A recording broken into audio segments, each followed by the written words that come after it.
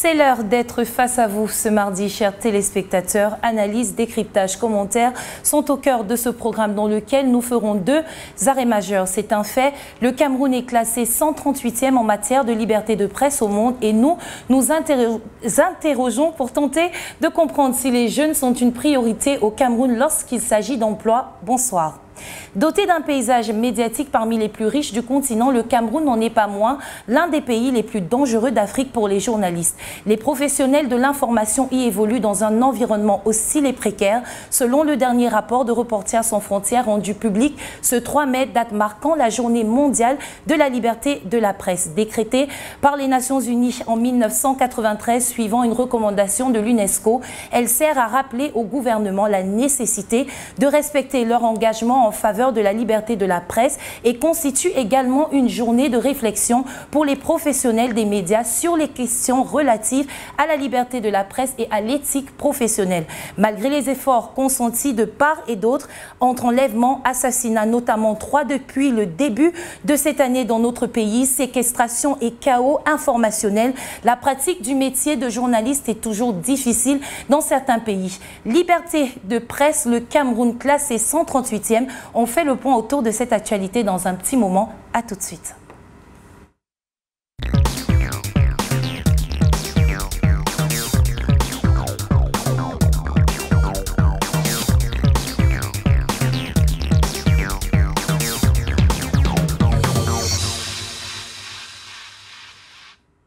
Alors, bonsoir, chers téléspectateurs. Je vous présente donc mon panel. À gauche, nous avons Claire Luce Emondé, qui est journaliste Corporate Affairs et membre du SNJC. Bonsoir. Bonsoir. Comment vous allez? Je vais très bien. Merci d'avoir accepté notre invitation. Et juste à côté, nous avons M. Serge-Henri Kelbé, qui est polytechnicien et membre du Rassemblement démocratique du peuple camerounais et fier. Bonsoir. Bonsoir Eva, bonsoir à tous mes co-discutants. C'est un plaisir d'être là, renouvelé. D'accord, merci beaucoup. Et de l'autre côté, nous avons Madame Ticho Florence, enseignante et membre du syndicat SA et SINAES. Autant pour moi. Bonsoir Madame. Oui, bonsoir Madame. Bonsoir à tous les compagnonnistes. Bonsoir à tous les téléspectateurs de Dash Media et bonsoir à tous les syndicalistes camerounais. Et juste à côté, nous avons M. Alex Nguepi, que l'on ne présente plus, qui est un homme politique et militant du SDF, Social Democratic Front. Bonsoir. Bonsoir, bonsoir mes co-discutants. Surtout un bonsoir très appuyé à la base électorale du SDF de Douala 5e, qui a fait sa rentrée politique ce jeudi. Donc, bonsoir aux militants du SDF, bonsoir aux socialistes camerounais. Merci. La première question, alors, on la pose à M. Serge-Henri Kelbé. Le Cameroun est classé 138e sur 180 pays en termes de liberté de la presse. Je suis un peu, je dirais pas embêté de voir des choses sur ce prisme. C'est vrai que nous sommes classés 138e. Maintenant, il faut regarder quels sont les outils qui ont été utilisés pour nous attribuer ce classement. Mais je voudrais rappeler ici à l'attention de tous ceux qui nous écoutent. C'est des indicateurs politiques, économiques, Je ne dis pas non, j'y arrive. Mais je voulais rappeler à l'attention de tous ceux qui nous suivent ici que lorsqu'on parle de journalistes, on parle des médias, de la télé, de la presse écrite, de la radio, et peut-être même des publicistes, ceux qui font du marketing, la publicité aussi, c'est une forme de journaliste. Je ne vais pas entrer dans les journalistes des réseaux sociaux, des médias, des TIC, parce qu'il y en a aussi, il y a beaucoup de presse. Alors, si je m'en tiens seulement à ceux que je viens de citer, la télé, la radio et la presse écrite, il faut se dire que la politique de libéralisation menée par le président de la République, son Excellence Paul Biya, le président national du RDPC, est une politique libérale qui, n'est-ce pas, a vu à son sein, après avoir dit que nul n'a plus besoin d'entrer dans le maquis pour, n'est-ce pas, exprimer ses opinions, a apporté un vent de libération de la presse C'est cette écrite. libération qui nous classe 138e. J'y arrive. C'est pas... Non, D'accord. mais attendez, le président Biya est là, ça va faire 38-40 ans. Oui. Donc, on n'avait pas ce classement avant. Je vais vous dire un peu, à peu près, pourquoi on a Ça ce s'est classement. justement détérioré avec le temps. Je voudrais vous faire comprendre que nous avons la presse écrite, plus de 100 journaux. Oui. Nous avons plus d'une cinquantaine de médias 60, audiovisuels. oui, Vous comprenez? bien sûr. Donc, il y a une liberté. Seulement, il faut voir ce classement ou les raisons de ce classement sur le prisme même de la presse, madame. Je côtoie des journalistes dans cette ville de Douala et à l'étranger depuis que j'ai terminé le secondaire. D'accord. Vous avez à l'intérieur de la presse des ripoux, comme on dit dans la police, des gens qu'il faut extirper du journalisme. Oui. Si je prends un seul cas, le cas le plus récent, qui a marqué l'actualité en début d'année et qui a rendu tout le monde... Selon vous, c'était mérité? Non, l'affaire Martinez-Zogo, oui. pour la citer, oui. était une affaire effroyable, oui. inadmissible, inacceptable dans aucune démocratie, ou alors même dans la pire des dictatures. D'accord. Mais seulement, ne regardez pas ça comme ça. Ok. Mais moi, je suis souvent un de vos confrères, ancien journaliste qui est dans les réseaux sociaux et qui a sa chaîne, et qui dit qu'il est le formateur de Martinez-Zogo. Est-ce qu'il avait une école comme les STIC, par exemple? D'accord. Donc, comment pouvez-vous justifier que dans le métier de journalisme, il y a deux vecteurs qui sont l'éthique et la déontologie? Mais je tiens à vous rappeler qu'il n'y a pas que des journalistes formés à l'ESTIC, il y a aussi ce qu'on appelle du journalisme de freelance. Oui, mais c'est pour ça que je veux dire que quand vous sortez de ces deux vecteurs, l'éthique et la déontologie, vous, journalistes, vous ne pouvez pas simuler la bastonnade d'un homme politique ou d'un opérateur économique. D'accord. Surtout merci. En l'insultant. Donc, il y a quelque chose qui nous prouve que les raisons de ce classement qui nous amène à 138e, c'est-à-dire cette affaire Martinez-Zogo, parmi d'autres journalistes assassinés ou tués, il y a d'autres journalistes qui sortent de l'éthique et de la déontologie. Alors Claire, en tant que journaliste, qu'est-ce que ce positionnement du Cameroun qu'est-ce que ça suscite en vous de voir que notre pays est classé 138e sur 180 en termes de liberté de presse? Quand on est passé de 118e à 138e, c'est-à-dire qu'on a perdu 20 places dans le classement de Reporters sans frontières. Pour moi, c'est un classement, je vais tout mélanger. Parce que mon co-panéliste, il a à tout prix dit que c'est la faute des journalistes, c'est nous qui faisons que tout soit noir. Je ne suis pas très d'accord avec lui. Pourquoi? Parce qu'à chaque fois, par exemple, qu'un journaliste essaye, souvent pour certaines questions, de chercher une autorité sur un sujet, de chercher une personne ressource sur un sujet, on ne nous donne pas de réponse. Bien sûr. Ils sont rares ces personnes-là pour un sujet X ou Y qui acceptent de répondre à vos questions. Ils vont vous parler de la hiérarchie qui n'a pas donné son Exactement. Ils vont vous parler de protocole d'interview qu'il faut envoyer un mois avant. Ils vont vous donner 1001 procédures que parfois vous respectez et même jusque-là, vous n'avez pas de réponse. Et ce n'est pas pour vous couper, mais pour ajouter un peu d'eau à votre moulin. J'ai justement contacté un membre du FNE pour parler de la question d'employabilité. Et le jour même où la fiche devait sortir, il me dit qu'il ne peut pas venir parce qu'il faut une autorisation de sa hiérarchie. Merci. Allez-y. On a cette autorisation de la hiérarchie qui est souvent un problème. Moi, en tant que journaliste, j'ai plein de mails. C'est-à-dire qu'au départ, on a bien commencé à discuter avec la personne qui est ressource. J'ai envoyé le mail, j'ai fait le protocole d'interview, mais je n'ai pas reçu de réponse. Je peux fouiller mes mails. On est à 5 ans aujourd'hui. Parfois, tu vas me tenter d'envoyer un coucou. Est-ce que peut-être vous êtes mort entre-temps? Mais bon, je suppose juste que la personne n'a pas envie de vous donner de réponse. Et donc, après, qu'est-ce qu'on fait? On choisit soit de ne pas traiter l'information, soit de traiter l'information partiellement, ou alors pour ceux qui sont véreux, entre guillemets, certains, je ne suis pas d'accord avec cette pratique, vont se retrouver avec du journalisme à gage. C'est-à-dire que je suis venu vers toi, tu ne m'as pas donné la réponse que je voulais. Ok, je vais te provoquer en faisant un article et là, automatiquement, souvent à 40%, on a la réaction finalement de celui qui ne nous a pas répondu par mail. Mais ce n'est pas une pratique que j'encourage. Donc, on a cet accès aux sources là qui est difficile, qui justifie, entre guillemets, ce classement. On a la politique. Tout à l'heure, je crois qu'il voulait parler de la libéralisation de la presse. On est à 600 chaînes de radio, 600 journaux, plusieurs presses écrites, 60 chaînes de télévision, voilà.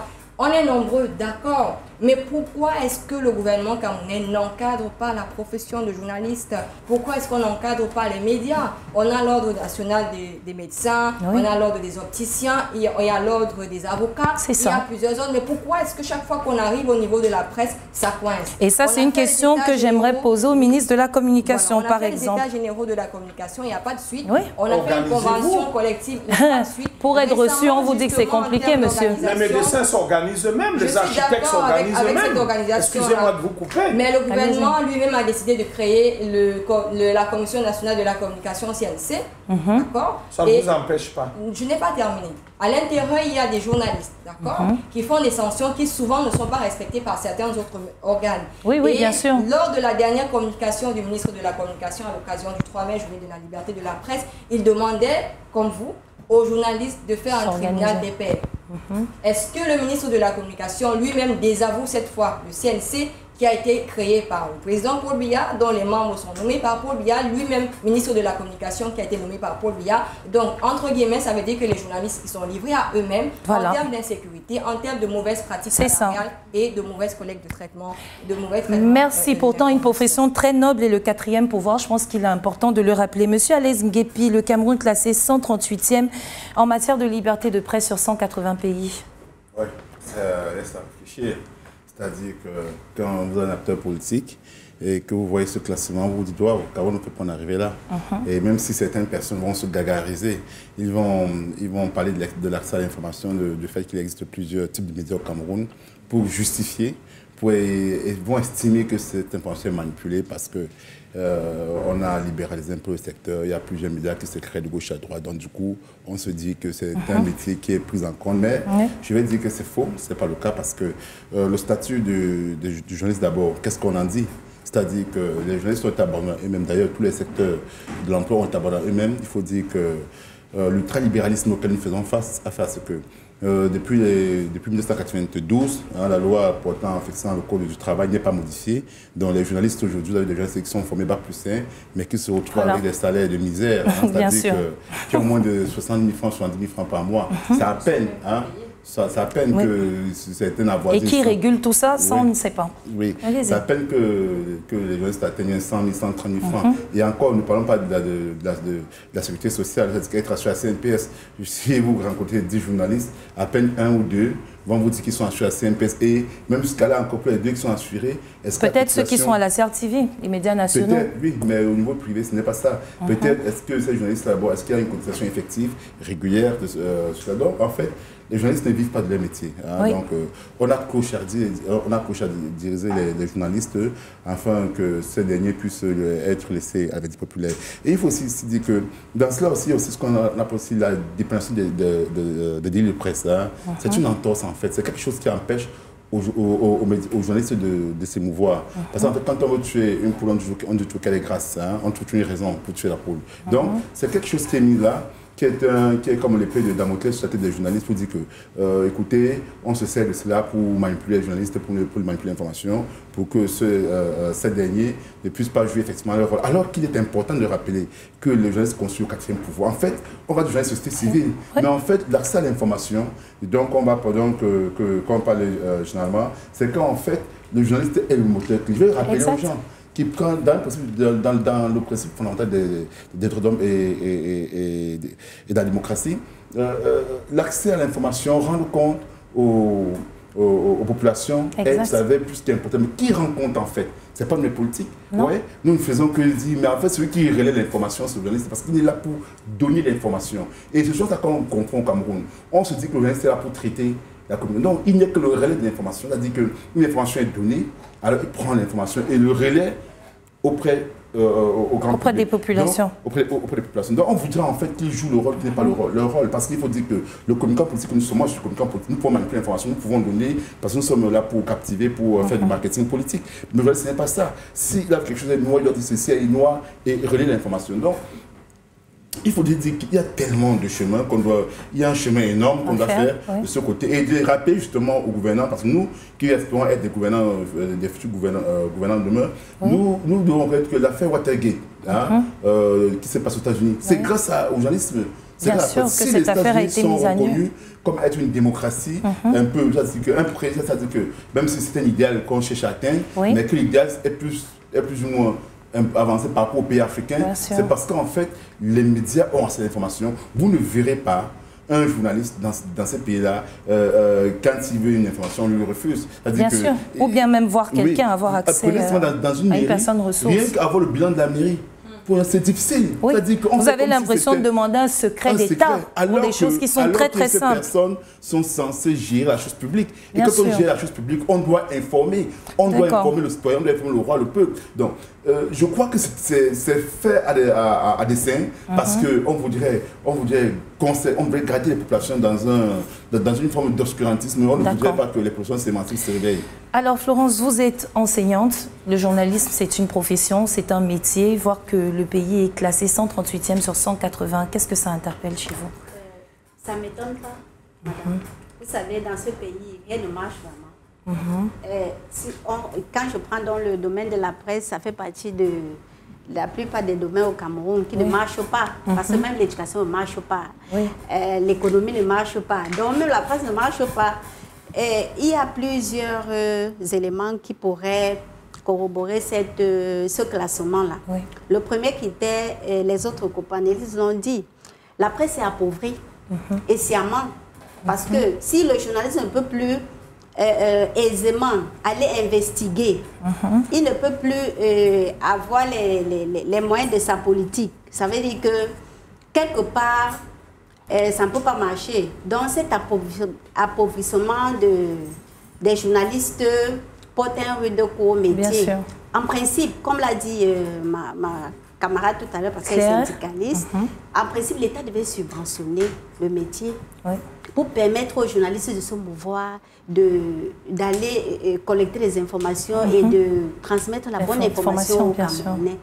Bon, dans les pays comme le Gabon, la presse est bien subventionnée. Bien sûr. Oui. J'y ai vécu, j'y ai travaillé, donc je sais. Voilà. Cela permet aux journalistes de bien travailler et de nous informer comme il se doit. Le deuxième élément, ce sont les menaces qui pèsent sur les journalistes camerounais. On a parlé tout à l'heure, M. Kelbe a parlé tout à l'heure de l'assassinat de Martinez Zogo qui a fait beaucoup de bruit dans le monde entier. Dans le monde entier. Il y a des journalistes qui sont enlevés dans le nord-ouest et le sud-ouest. Donc, il y en a un qui a été tué hier également. Tout à fait. Donc, il y a cette insécurité-là qui pèse sur les journalistes camerounais. Et cela contribue à nous faire reculer. Donc, on comprend ce classement. Le troisième élément, c'est la désinformation qui prolifère. On a parlé tout à l'heure des TIC, avec la multiplication des fake news, etc. On pourrait dire que tout le monde est un peu journaliste de nos jours. Parce que parfois, les populations même les scoopent avant même certains journalistes. Donc, et justement, on ne sait plus qui régule tout ça, qui contrôle tout ça.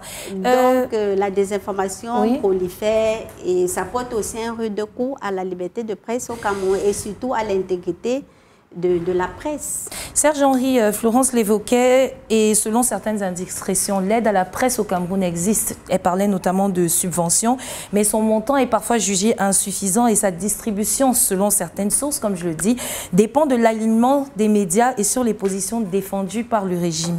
Est-ce que vous pensez que c'est juste? Déjà, homme de pouvoir. Vous ne posez pas bien votre question. Je vais peut-être essayer de reformuler. Mais c'est moi la journaliste, on reste... Je ne dis pas non. En fait, qu'est-ce qui se passe? C'est que vous parlez de l'aide à la presse privée. Privée. La presse privée. Je crois que nous tous, on doit être d'accord. C'est ça. En ce qui concerne cet accompagnement à la presse privée, les montants que j'ai souvent écoutés, personnellement, je les trouve dérisoires. Et je pense que le ministre lui-même a souvent dit que l'État pourrait faire mieux. Mais nous sommes un État ou un pays qui reste avec ses contraintes financières. Maintenant, seulement quand il s'agit de la presse que l'État a des contraintes financières. Oui, c'est-à-dire qu'on donne au ministère de la Communication. Mais les budgets... Le ministère de la Communication à une partie de je crois, c'est parfois on parle de 200 millions, on parle peut-être de 180 millions pour 500 médias, télé, journaux, c'est dérisoire. C'est dérisoire. Voilà. Donc, je comprends que c'est à tête chercheuse, mais moi, j'inviterais le personnel de la presse privée à se mutualiser. Vous savez, il y a beaucoup de lois dans ce pays qui permettent aux gens de se prendre en charge eux-mêmes, de mutualiser leurs efforts pour avancer. Mais ce qui m'anime ici ce soir, je ne veux pas que nous regardions la presse sur le prisme de la victime. Victime, victime, victime, oui. Moi, je connais des journalistes. Nous sommes en train de jouer au ludo, on boit une bière. Il se rappelle qu'il a un DG qu'il devait aller voir et que, on a fermé son journal. Maintenant, il a ajouté quelques mots sur le nouveau nom, ça dit il prend l'ancien nom et il ajoute quelque chose devant, ça donne un autre nom que je ne vais pas citer ici pour avoir un droit de réponse. Il dit, je vais voir tel DG, il faut qu'il me donne quelque chose, sinon je vais écrire. On se retrouve où? Et pourquoi vous pensez que certains journalistes ont ce type de pratique? Justement. C'est pas dû au mauvais traitement, les salaires qui passent pas? Je ne sais pas si tous les DP, tous les directeurs de publication. Je ne sais pas si tous les directeurs de publication sont journalistes, mais moi j'en connais qui sont sont pas, bien sûr. Mais ils disent qu'ils sont journalistes. Ils ne sont pas journalistes. Il prend un bon REC, le REC fait le travail, il a un bon rédacteur en chef, et lui, le DP. Le DP, c'est un homme d'affaires. Moi-même, je peux devenir directeur de publication. J'ai déjà une imprimerie. Donc, à partir de mon imprimerie, je trouve quelqu'un qui écrit très bien, qui a des bons sujets, et moi-même, je vais en donner, je deviens un DP. Alors, quand vous avez un directeur de publication qui ne pense que côté business, comment vous voulez qu'il donne 300 000, 400 000 à son rédacteur en chef et 100 000 à... Non. Vous savez, quelqu'un l'a dit l'autre jour, c'est que la presse camerounaise, lorsque on parle de gens comme Jean-Vincent Chinéon, les Valentin Zingais, excusez-moi de les citer, mais c'est des icônes du journalisme privé. Je ne vous parle pas de la presse publique, des médias qu'on connaît, que ce soit à la Cameroun Tribune ou CR TV. Je vous parle là de la presse écrite, audiovisuelle et écrite. J'ai très bien connu le fait que oui. Mais c'est des gens qui a été emprisonné à combien de reprises? Oui, ces plumes-là et ces micros-là n'existent plus. Il faudrait que le journaliste lui-même constate qu'à son sein, il a aussi beaucoup de brebis galeuses. Et que certains tares qui viennent de ce métier sont d'abord de la faute des journalistes. Moi, je suis, vous voyez ma liberté de ton, Alex me suit, je suis pour la liberté d'expression. Et je peux vous dire, madame, que sous Aïdjo, avant 82, Alex est témoin, nous avons presque cet âge qu'avons vu le président Biya au pouvoir. Il n'y avait pas de presse privée. Il n'y en avait pas. Ça, je vous le dis honnêtement. On crée des presses privées ici comme des partis politiques. Il y en a plus de 300. Seulement, je pense que la presse, comme Alex l'a dit, devrait avoir un statut. Mais pourquoi on en fait un tabac? Parce que la presse, elle n'a pas de statut. Moi, je suis ingénieur en mécanique. Pourquoi nous, on n'aurait pas le statut des ingénieurs? Je pense que c'est deux types de professions quand même assez différentes. Aussi, on fait un métier bien sûr, qui est un métier universitaire. D'accord. Alors, Claire, dites-moi, 3 meurtres depuis le début de cette année, notamment Martinez Zogo. Quelques jours plus tard, Jean-Jacques Ola-Bébé qui a été retrouvé mort également. Et hier, Agnès So dans la zone anglophone. Jusqu'à quand? Et qui mettra enfin fin à ce cycle d'impunité, vous pensez? Impunité, jusqu'à quand? Je ne saurais donner de réponse parce qu'on ne va pas dire que ce sont uniquement les journalistes qui sont abattus au Cameroun en toute impunité. Donc finalement, c'est une insécurité globale. Parce que si on va remonter à l'affaire Martinez Zogo, qui est la plus retentissante, c'est que les populations camerounaises ne se sont pas uniquement vues en train de défendre un journaliste, mais on a vu un être humain, un Camerounais abattu, tué, molesté, maltraité avant de rendre l'âme. Et on s'est dit... nous-mêmes, citoyens lambda, sans être journalistes automatiquement, on est complètement en insécurité au Cameroun. Donc, en fait, en termes d'impunité vis-à-vis des crimes, ça ne concerne pas que les journalistes. Donc, il s'agit au gouvernement de garantir une certaine sécurité pour toutes les populations, mais pas uniquement vis-à-vis des journalistes camerounais. Alors, Monsieur Alex, est-ce que vous pensez qu'on puisse mettre fin à ce cycle d'impunité? Pas seulement pour les journalistes, comme le rappelait Claire, mais on a l'impression au Cameroun souvent que des gens commettent des crimes et ne payent pas forcément pour leurs actes. Oui, c'est l'absence d'état de droit. Quand l'état de droit disparaît, on assiste à cela, c'est-à-dire que c'est ce qui se passe quand l'État ne peut pas assurer ses fonctions régaliennes, qui est l'une des fonctions régaliennes de l'État, c'est la sécurité, c'est promouvoir la justice, promouvoir la liberté. Quand l'État échoue dans ces fonctions-là, quand l'autre gouvernant, parce qu'on dit l'autre gouvernant, parce qu'on dit l'État, c'est un peu plus globalisant. Quand l'autre gouvernant, ceux qui sont en charge de la gestion de la cité. Vous savez combien de morts il y a par minute aux États-Unis? Par minute aux États-Unis. 100 000 morts, je vous le conseille. Voilà, par minute. Donc, quand l'autre gouvernant échoue, en fait, on arrive dans ce cas. Il faudrait dire, pour revenir sur le truc du genre, c'est que je ne suis pas des journalistes à gage. En fait, généralement, ce qu'on appelle des journalistes à gage, comme sont les journalistes investigateurs. Généralement, c'est ça, en fait, qu'on appelle les journalistes à gage. Parce qu'en fait, dans l'imaginaire populaire, l'autre gouverneur a tout fait pour refuser de payer des journalistes qui mettent des investigations et qui décident de rendre compte de leur recherche, de leurs travaux. Et du coup, quand ils rendent cela compte, on estime, pour ceux que ça ne plaît pas, on estime que c'est un journaliste à gage. Vous verrez que ceux qui sont toujours appelés journalistes sont des journalistes investigateurs. Quand vous suivez à l'extérieur, ce sont ces mêmes-là, justement. C'est une branche de journalistes qui est très noble. Voilà qu'il doit courir des risques, il doit investiguer. Mais au Cameroun, on les banalise, on dit, il a dit des choses, il a fait ceci. Et c'est justement eux-mêmes, ce sont eux qui sont les plus exposés. C'est la gage, c'est eux qui sont les plus exposés. Maintenant, il y a aussi le fait que la manipulation, en fait, on estime que lorsqu'un journaliste prend des postures, des positions, qu'il a mené une investigation, alors qu'il y a une source qui l'alimente, et cette source qui l'alimente veut manipuler l'opinion. Mais on oublie que, parce qu'en fait, de manière générale, il n'a pas accès aux deux parties. Donc la partie qui fournit le peu d'informations qu'il a, il ne peut garder ça public. Donc, c'est parce qu'en fait, le système est tellement mal régulé que si ces journalistes investigateurs avaient accès aux deux parties, même quand ils ont reçu une information, ils devaient aussi se rapprocher aussi de la partie adverse et demander et chercher le juste milieu avant de le rendre public. Ce n'est pas le cas. Donc, il faudrait qu'on essaie un peu de mettre cela de côté. Et il faut aussi dire que l'autorégulation qui est mise sur pied par le CNC est mauvaise. Les libertés d'expression ne peuvent pas être contrôlées par le gouvernement, par l'ordre étatique. C'est un peu comme si on était chez vous, dans votre chambre, vous dites comment vous devez marcher dans votre chambre ou pas, dans votre maison. Vous ne devez pas vous dire comment vous devez marcher. Donc on devrait, c'est plutôt vous, dans la maison, qui êtes concerné, c'est-à-dire que vous, chef de famille, votre épouse, vos enfants, qui devraient asseoir comment se comporter à la maison. Pourquoi? Même au Canada, même en France, il y a le Conseil national. Non, je ne suis. Oui, et ils sont tous nommés par le président. Ils sont nommés par les sénateurs et les présidents. Oui. Et c'est pour ça que dans l'audiovisuel, Alex, tu as la parole, dans l'audiovisuel, vous voyez au moins qu'il y a des films de 10 ans, on met 10, on met 12, on met 16. Qui est-ce qui met ces barèmes-là? C'est cet organisme-là. D'accord. Je ne suis pas contre ça. Je dis ceci. On ne peut pas avoir une voiture sans chauffeur. L'ordre gouvernant ne doit pas vous comporter dans votre domicile, dans votre maison. Vous êtes un chef de famille avec vos enfants. C'est dans la maison que vous mettez une politique de maison. C'est-à-dire que vous dites aux enfants, ensemble, on ne doit pas se marcher, nous, on ne doit pas se laisser, on doit. Donc, en fait, ce fameux CNC doit être auto-régulé par les journalistes. En fait, on fait comme si on fait appel au corps extérieur pour venir au corps oppresseur, il faut même dire. Parce non, mais ce sont des journalistes. Non, ce sont des journalistes, même du CNC. J'arrive. Quand je parle du corps oppresseur, c'est que qui nomme le CNC?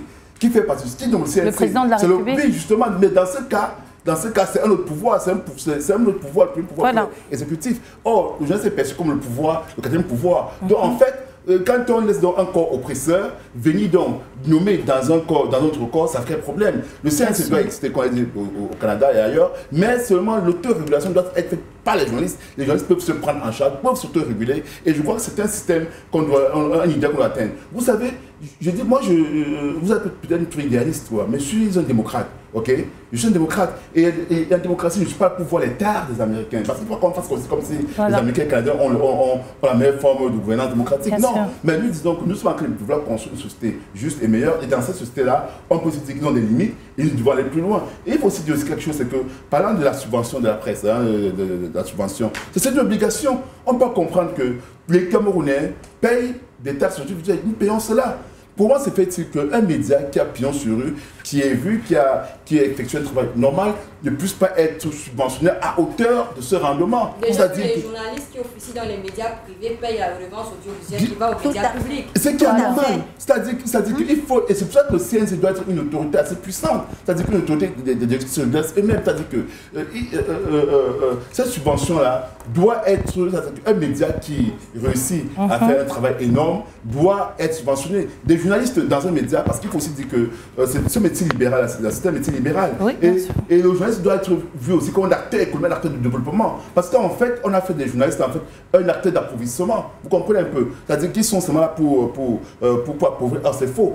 Quand vous voulez relancer l'économie d'un pays, à travers les médias de relance économique, je vais dire aux gens que oui, si vous voulez vendre la culture camerounaise, c'est à travers les médias. Si vous voulez vendre le Made in Cameroun, c'est à travers les médias. Donc vous avez intérêt à avoir des médias puissants, à avoir des journalistes qui se respectent, à avoir des journalistes qui vivent décemment. Et pour ça, il n'y a que l'État. Il n'y a que le gouvernement, l'autre gouvernement doit faire son travail, il ne doit pas avoir des ennemis. Parce que tant que vous allez voir, tant que le gouvernement va jouer des ennemis, aucun ne va prospérer. Parce que quelle est la réalité? C'est qu'en fait, les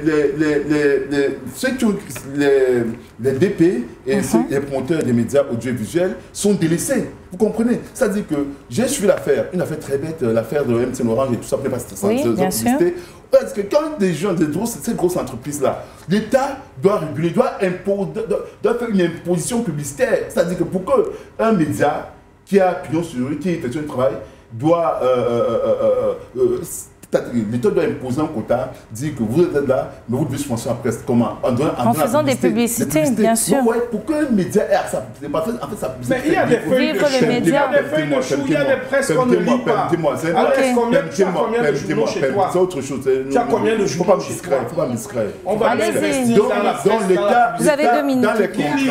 Dans les contrats que l'État passe avec ses partenaires sociaux, ses partenaires économiques, l'État doit dire, écoutez, pour un développement du pays, pour que le journaliste soit mieux pris en charge, vous devez avoir l'obligation de donner une quote-part, de redistribuer une quote-part de revenus à travers la presse. Ce marketing à la presse est important. Maintenant, l'État, en retour, doit se rassurer que les patrons des médias ne délaissent pas leurs employés, c'est-à-dire que doit être sûr que les employés sont payés à salaire, que les employés fassent partie du capital des médias, parce que je peux vous rassurer qu'un journaliste qui travaille dans une structure, en plus mais là, vous n'êtes plus socialiste.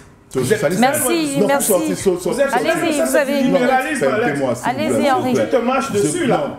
Ça, c'est plus du socialisme. La discussion, c'est pas important. Allez-y, oui. Donc, pour dire quoi? C'est plus du socialisme. C'est pas socialiste, en fait. Pour dire quoi? Qu'en plus des salaires, en plus de crème de payer les salaires et les impôts, le journaliste doit être acteur de l'entreprise. Ça, c'est socialiste maintenant. C'est-à-dire qu'il doit avoir une quote-part dans les statuts de l'entreprise. Chaque journaliste, en fait, pour que la plus-value qui est créée, au niveau des revenus, au niveau des bénéfices, soit aussi redistribuée. Si on le fait, c'est ce qui passe ailleurs. Si on le fait, je peux vous dire que nous aurons des jeunes exceptionnels, de qualité, nous aurons des médias puissants, le Made in Cameroun que nous pouvons promouvoir, que ce soit sur ce plan culturel, sera promu. Mais je peux vous rassurer que je comprends que mon cher ami et mon cher frère compatriote du NDPC est mal à l'aise, parce qu'en fait, ce qui se passe, Alex, il y a des journalistes qui font pas 6 mois dans les médias. N'est que la preuve de l'échec des politiques publicitaires. Oui, il y en a qui font pas 6 mois. C'est l'échec des politiques que le NDPC a implémenté. C'est ça. Et donc, il est important que les Camerounais, que les hommes des médias comprennent clairement que vous avez tellement accompagné le RDPC dans la fourberie qu'aujourd'hui, ils se retournent contre vous. Et il faudrait peut-être un nouvel son de cloche. Merci. Justement, il parlait de beaucoup de médias qui se rallient au RDPC. Madame Florence, est-ce que vous pensez que le Cameroun a des médias qui sont impartiaux? Il y a des médias qui font correctement leur travail, qui respectent l'éthique et la déontologie du métier, qui ne prennent pas parti et qui rendent l'information comme elle doit être rendue? Bien sûr, madame. Il y a des professionnels dans le métier. Il y a des journalistes qui font leur travail, qui collectent l'information, qui les traitent et qui transmettent. Il y en a qui font bien leur travail. Mais comme on l'a dit tout à l'heure, dans le corps, il y a aussi des brebis galeuses. Oui, mais parfois c'est le contexte qui impose cette situation à certains journalistes qui ne peuvent pas, qui vivotent. Donc, ils se trouvent souvent pris dans le piège de l'argent parce qu'ils doivent survivre. C'est pourquoi on a dit tout à l'heure, on a parlé de l'intégrité. Il faudrait que, pour que cette intégrité des journalistes revienne, il faudrait Améliorer les conditions de vie. Améliorer les conditions de travail et de vie. D'accord. Je vais apporter un petit son de cloche légèrement différent du vôtre. Oui. Ça veut dire que je ne pense pas que la précarité de la presse devrait justifier les mauvaises pratiques. Exact. Oui, si on ne se sent pas à l'aise dans ce média, on estime qu'on est mal payé, on n'a pas de CNPS, on n'a pas de contrat du tout, qu'on ne fasse pas de journalisme. Non, aujourd'hui, on a même des ouvertures sur les médias sociaux où des personnes décident d'avoir des médias eux-mêmes, donc ils sont eux-mêmes à la fois journalistes, blogueurs, directeurs de publication de leurs médias, parce qu'ils ont estimé qu'après avoir travaillé des années dans les médias traditionnels, ils n'étaient pas bien traités, donc ils estiment qu'être à leur propre compte, ça peut aller un peu mieux. Donc il ne faudrait pas que les journalistes justifient le fait de mal travailler parce qu'ils sont mal payés. Ils ont également le droit de choisir une autre carrière. Je crois qu'il y a encore plusieurs corps de métier au Cameroun qui veulent des travailleurs mais qui n'en ont pas. Moi, je pourrais dire autrement, camarade, au lieu de mal travailler, ils pourraient se battre dans des syndicats, s'organiser pour réclamer leur dû au patron. Parce que la plupart des patrons volent la force du travail des journalistes. On avait des patrons qui fouettaient même leurs employés dans les bureaux. Il y en a eu. Donc, il faudrait que les journalistes s'organisent dans des syndicats. Il y a des syndicats qui existent. Les syndicats existent. Les syndicats existent. On n'a pas encore une grosse mutuelle, mais il y a le SNJC, le syndicat national des journalistes du Cameroun, qui travaille à la formation syndicale, à la formation professionnelle. Ça veut dire qu'on fait plein de séminaires. Ils ne peuvent pas laisser, parce que j'imagine que si quelqu'un opte pour le journalisme, c'est parce qu'il a de la passion pour le métier. Et lui demander de changer de métier, c'est un peu changer son rêve. Mais il faut rester dans le métier et se battre pour qu'il avance. Pour qu'il reste un métier noble. Tout à fait. Et c'est pour ça que je revenais un peu sur les actions du syndicat national des journalistes du Cameroun, qui passe son temps à faire des formations aux bonnes pratiques journalistiques en termes de déontologie, en termes de spécialisation des journalistes. On amène même les journalistes à faire des droits de l'homme. On amène même les journalistes à faire des activités connexes, c'est-à-dire que lorsqu'un journaliste a une activité connexe en plus de son média, il est plus dépendant. Il ne va pas rester forcément à un événement pour attendre le bonbon. On se connaît entre guillemets. Il ne va pas rester là, il va traiter son information de manière dépendante parce qu'il sait qu'il a des sources de revenus qui lui permettent de traiter l'information comme il veut sans qu'il n'attende qu'un ministre vienne lui frapper dessus parce qu'il n'attend rien de personne, mais il est là uniquement pour rendre l'info la bonne et la vraie. Serge-Henri, Florence l'évoquait, le contexte. Est-ce que le contexte politique du Cameroun est en faveur de la liberté de la presse?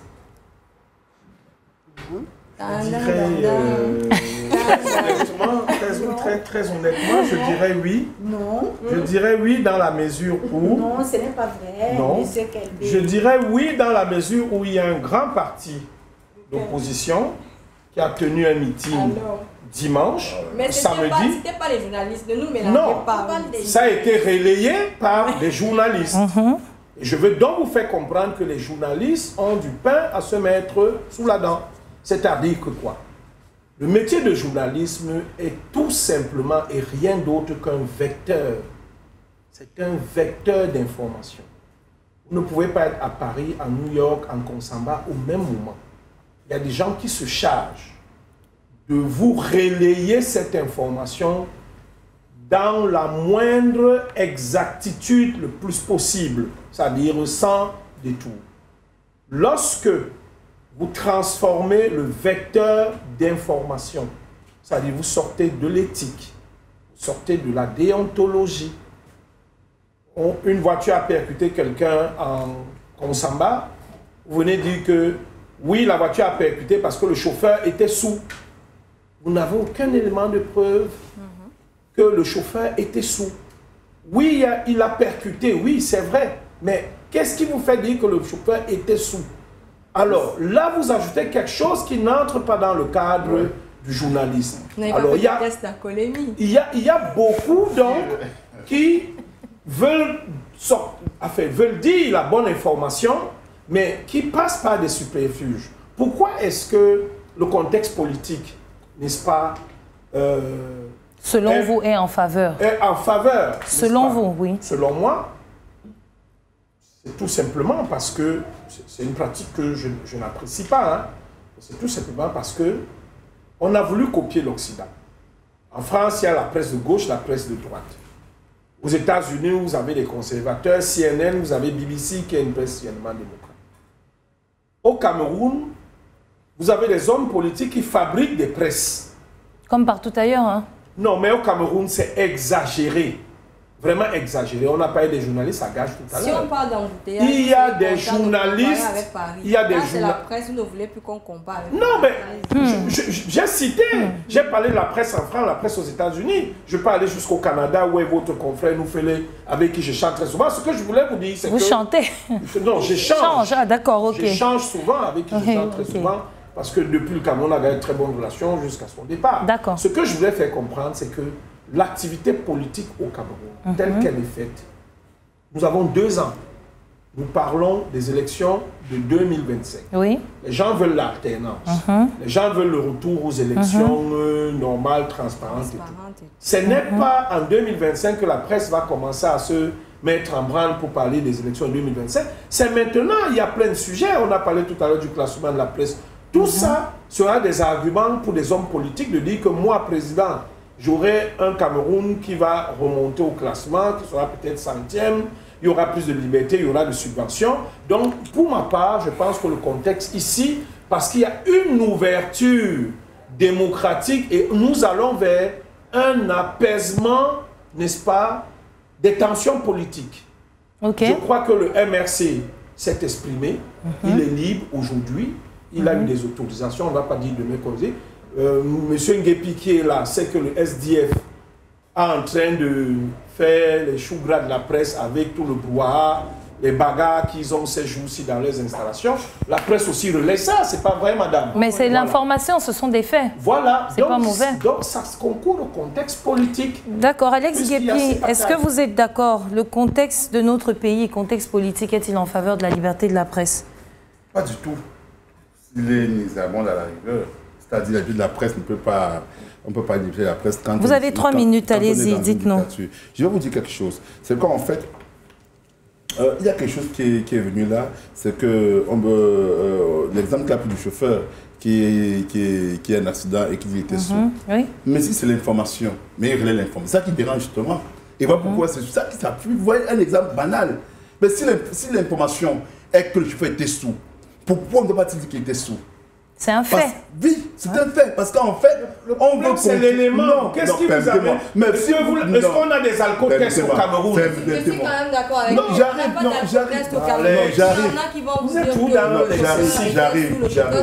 Je prends un exemple. Vous savez, quand on veut tuer le journaliste, ces petites choses qu'on met là, c'est en fait pour tuer le journaliste. Pourquoi? Vous comprenez? Que le journaliste parle des faits. C'est un médecin qui doit attester qu'il était sourd. Il y en a qui parlaient de gouvernement, pourtant c'était juste des personnes qui étaient relier les faits et attendaient des soins. Relier les faits.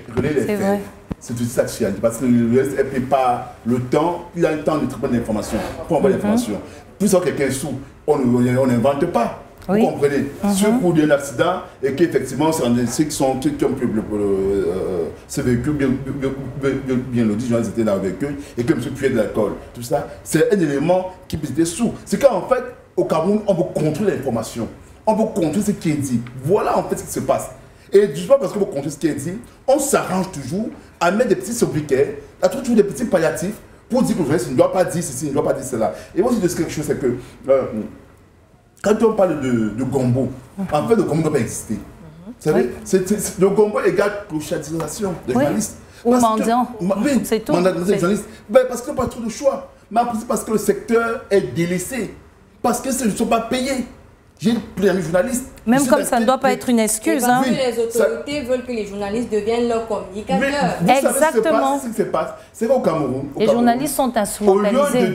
Au lieu de donner la défense audiovisuelle comme il se doit, et tout ce qu'il faut aux journalistes, on préfère donc, quand il y a un événement, un ministre préfère donc que vous arrivez, après l'événement, on vous sert à manger, on vous donne un peu de 10, 15, 20 000 francs. Alors que cela aurait pu être introduit dans ce qu'on doit remettre aux médias. Ce qui fait que les ministres y retournent. Donc en fait, c'est ça en fait. Donc, en fait, c'est qu'on a réduit donc, cette quote-part qui revient aux hommes des médias, aux médias, pour venir dans le donner en termes de gombo, de perdième, juste parce qu'on veut manipuler, juste parce qu'on veut utiliser. Et encore que ce n'est pas une répartition. Vous allez voir que dans l'événement, tel journaliste à 10 000, l'autre à 5 000, l'autre à 50 000, en fonction des accointances, en fonction de ce que, des objectifs qu'on doit atteindre. Maintenant, on a parlé du cas des syndicats. Hein. C'est le seul métier où on ne grève pas ce métier. Et c'est aussi ça, parce qu'en fait, les journalistes, en fait, nous sommes politiques et nous disons souvent, mais waouh, mais ils ont voulu se faire marcher. Moi, à l'SDP, il y a juste qu'on ne me fera pas, qu'on ne me fera pas. Vous comprenez? Il faut d'abord se défendre, se protéger. J'ai vu cette solidarité dans l'affaire Martinez de Gaulle,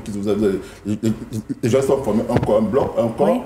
Même s'il faut aussi avouer qu'il y a un plan pour moi, j'estime qu'il y a... Même comme on ne nous a pas laissé faire la marche, mais bon, oui, allez-y. J'ai juste vu ça. Oui. Mais je veux dire, dans l'affaire Ouazizi, par contre, ce n'était pas le cas. Je me pose toute la question, pourquoi? Pourquoi est-ce que Ouazizi, qui est bon dans les contextes, toujours aussi intervenu, donc on n'a pas intervenu à la famille, pourquoi est-ce que les médias n'ont pas pris la chose à cœur? C'est-à-dire, on a vu une certaine timidité. Je pense que la pression internationale a beaucoup joué sur l'assassinat de Martinez et Ouazizi, on n'a toujours pas son corps, il n'a pas été retrouvé. Mais on a l'impression qu'il y a eu un poids de mesure au niveau des transferts d'informations. Vous savez qu'on peut nous reprocher de ne s'être pas assez mobilisé pour Ouazizi et nous permettre quand même de nous être rattrapés sur Martinez. Oui.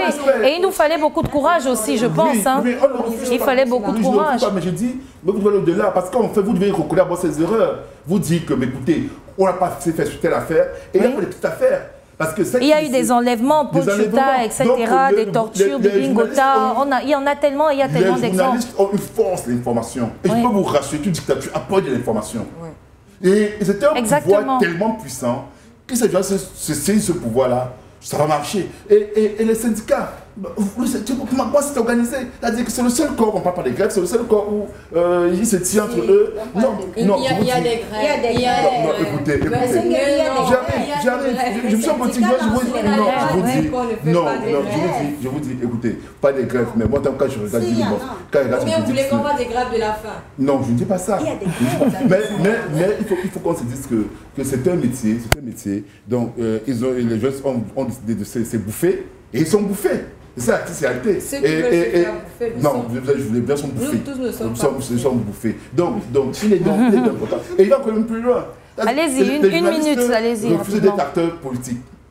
Et je ne se rendent pas compte. Vous savez, j'ai mais nous ne pouvons pas. Par exemple, un journaliste ne peut pas être dans une mairie, ne peut pas être conseiller. Justement, c'est ça le problème. C'est ça qui est mauvais en fait. C'est malheureusement ça. C'est ça qui est mauvais. Mais parce qu'ils savent ce qu'on peut faire en tant que personnalité politique. C'est ça le véritable problème. Nous avons une conscience qui ne nous le permet pas. Lorsqu'un journaliste veut faire politique, il dépose sa plume, il fait de la politique. Donc, ce n'est pas interdit pour un ancien journaliste de devenir politicien, mais sa clause de conscience lui demande. Cette clause de conscience viole les libertés individuelles. Mais ce n'est pas une clause de conscience camerounaise, elle est universelle. Je sais, je ne refuse pas. Mais ailleurs, ce n'est pas le cas. Vous comprenez, c'est un peu différent. C'est-à-dire quoi? Je ne sais pas de ça que je voulais parler en fait. Moi, parce que vous l'avez putain bien regardé sur une autre part. Allez-y rapidement, s'il vous plaît. Quand on a parlé de la loi électorale, j'ai dit que la loi électorale mise sur pied par l'ADPC est mauvaise. La loi électorale mise sur pied par les partis de proposition qui ont proposé est pire. Parce qu'effectivement, ils n'ont pas pensé aux métiers libéraux. C'est-à-dire qu'on a laissé croire aux journalistes que vous êtes qui est là, vous êtes assez connu. Vous comprenez? Vous ne pouvez pas décider demain d'être conseiller municipal, bien d'être maire. Les gens ne peuvent pas le faire parce qu'on a obligé donc les corporations à devoir entrer dans les partis politiques. Et les partis politiques, on les règle. Vous comprenez? C'est-à-dire que les fonctions politiques, on les règle pour être élus. C'est-à-dire que pour être candidat à un poste, il y a un certain nombre de palliatifs. Le journaliste Alex Mimban est maire. Non, j'arrive donc pour dire quoi? Il y a aussi la Pour dire quoi? Que les journalistes doivent pouvoir plus loin.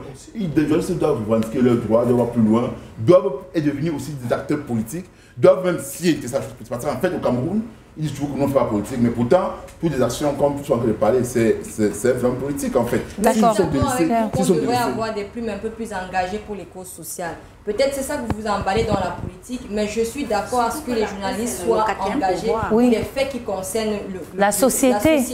C'est normal. Des prises de position, des actes visibles et palpables, exact. Mais qu'il y ait des causes concrètes que les journalistes portent, portent sur la place publique et après on voit des solutions. Mais ça existe. Les journalistes ne font pas tout le temps, mais ça existe. Au Cameroun. Alors Claire, justement, vous avez la parole et en tant que journaliste, est-ce que vous êtes d'avis avec le fait que la production d'une information critique et indépendante reste un parcours du combattant au Cameroun?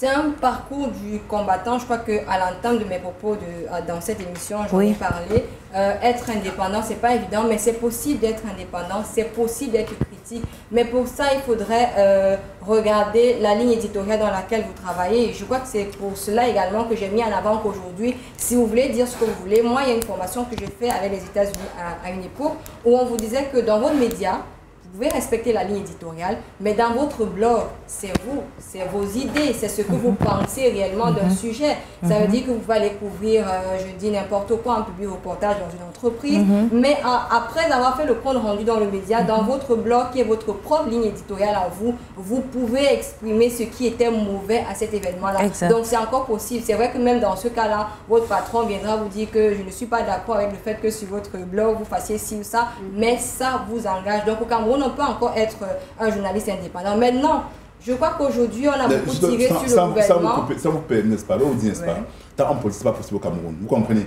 Parce que moi, laissez-moi terminer, s'il vous plaît. Oui. On a beaucoup tiré ce soir sur le gouvernement, sur les journalistes eux-mêmes, mais on a oublié les populations. Je vais prendre un cas. Ça veut dire qu'il n'y a pas d'électricité, il n'y a pas d'eau dans un quartier. Et vous décidez en tant que journaliste de faire vraiment un grand reportage, ou bien votre média décide d'en faire tout un zoom pendant une semaine. Vous savez qui sont les premiers à commencer à balader sur vos plateformes digitales? Ça devient un acharnement contre l'entreprise en question. Ce sont les populations qui n'ont pas d'eau. Ou alors, ça dit que si on est 100 populations, c'est les 10% qui ont un peu d'eau chez eux, qui vont vouloir faire un bashing parce qu'ils estiment que vous êtes en train de le faire, parce que vous voulez faire des choix à un certain ministre ou un certain directeur général. Pourtant, vous êtes en train de dénoncer une affaire publique qui concerne la majorité des Camerounais. Donc, on arrête de uniquement accuser le gouvernement ou les journalistes eux-mêmes sur la précarité du métier. Parfois, nous, journalistes, nous embrassons des causes, mais ce sont les populations pour lesquelles qui viennent nous taper dessus. Qui nous tapent encore dessus. Oui, les populations qui défendent leurs intérêts particuliers. Et qui ont des frères ministres ou directeurs. C'est ça. Allez-y, vous vouliez rebondir tout à l'heure en 1 minute, s'il vous plaît. Non, ça peut faire ce que je viens de dire, c'est qu'en fait, nous n'avons pas encore atteint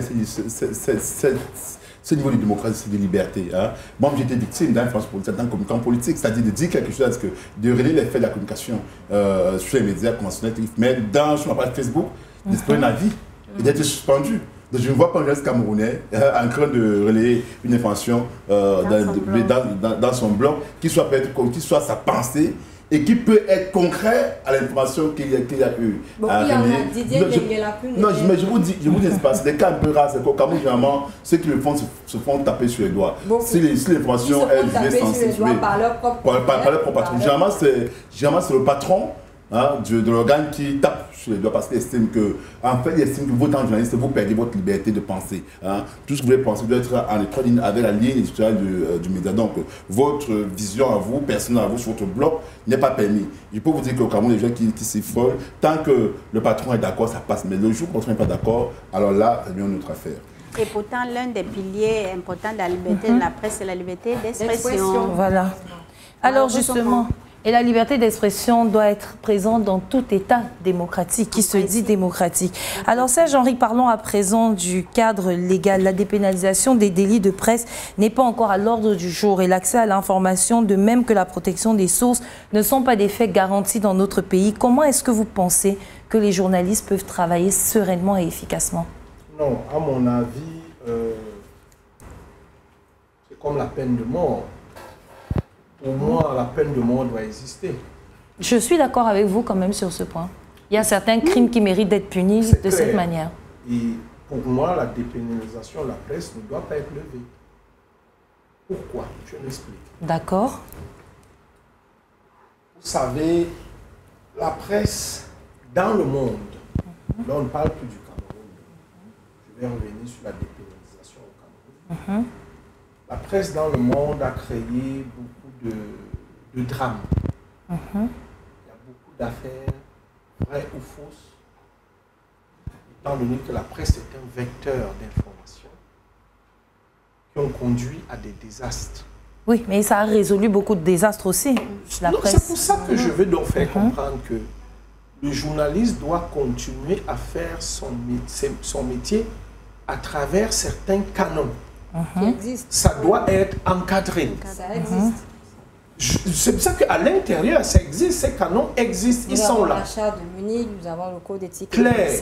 C'est pour ça que, pour ma part, en ce qui concerne le Cameroun, comme certaines personnes à une époque disaient que nous ne sommes pas prêts pour la démocratie, les journalistes de profession camerounais, moi, Serge-Henri Kelbet, ne me convainc pas encore sur le plan de l'éthique pour qu'on lève cette épée de Damoclès.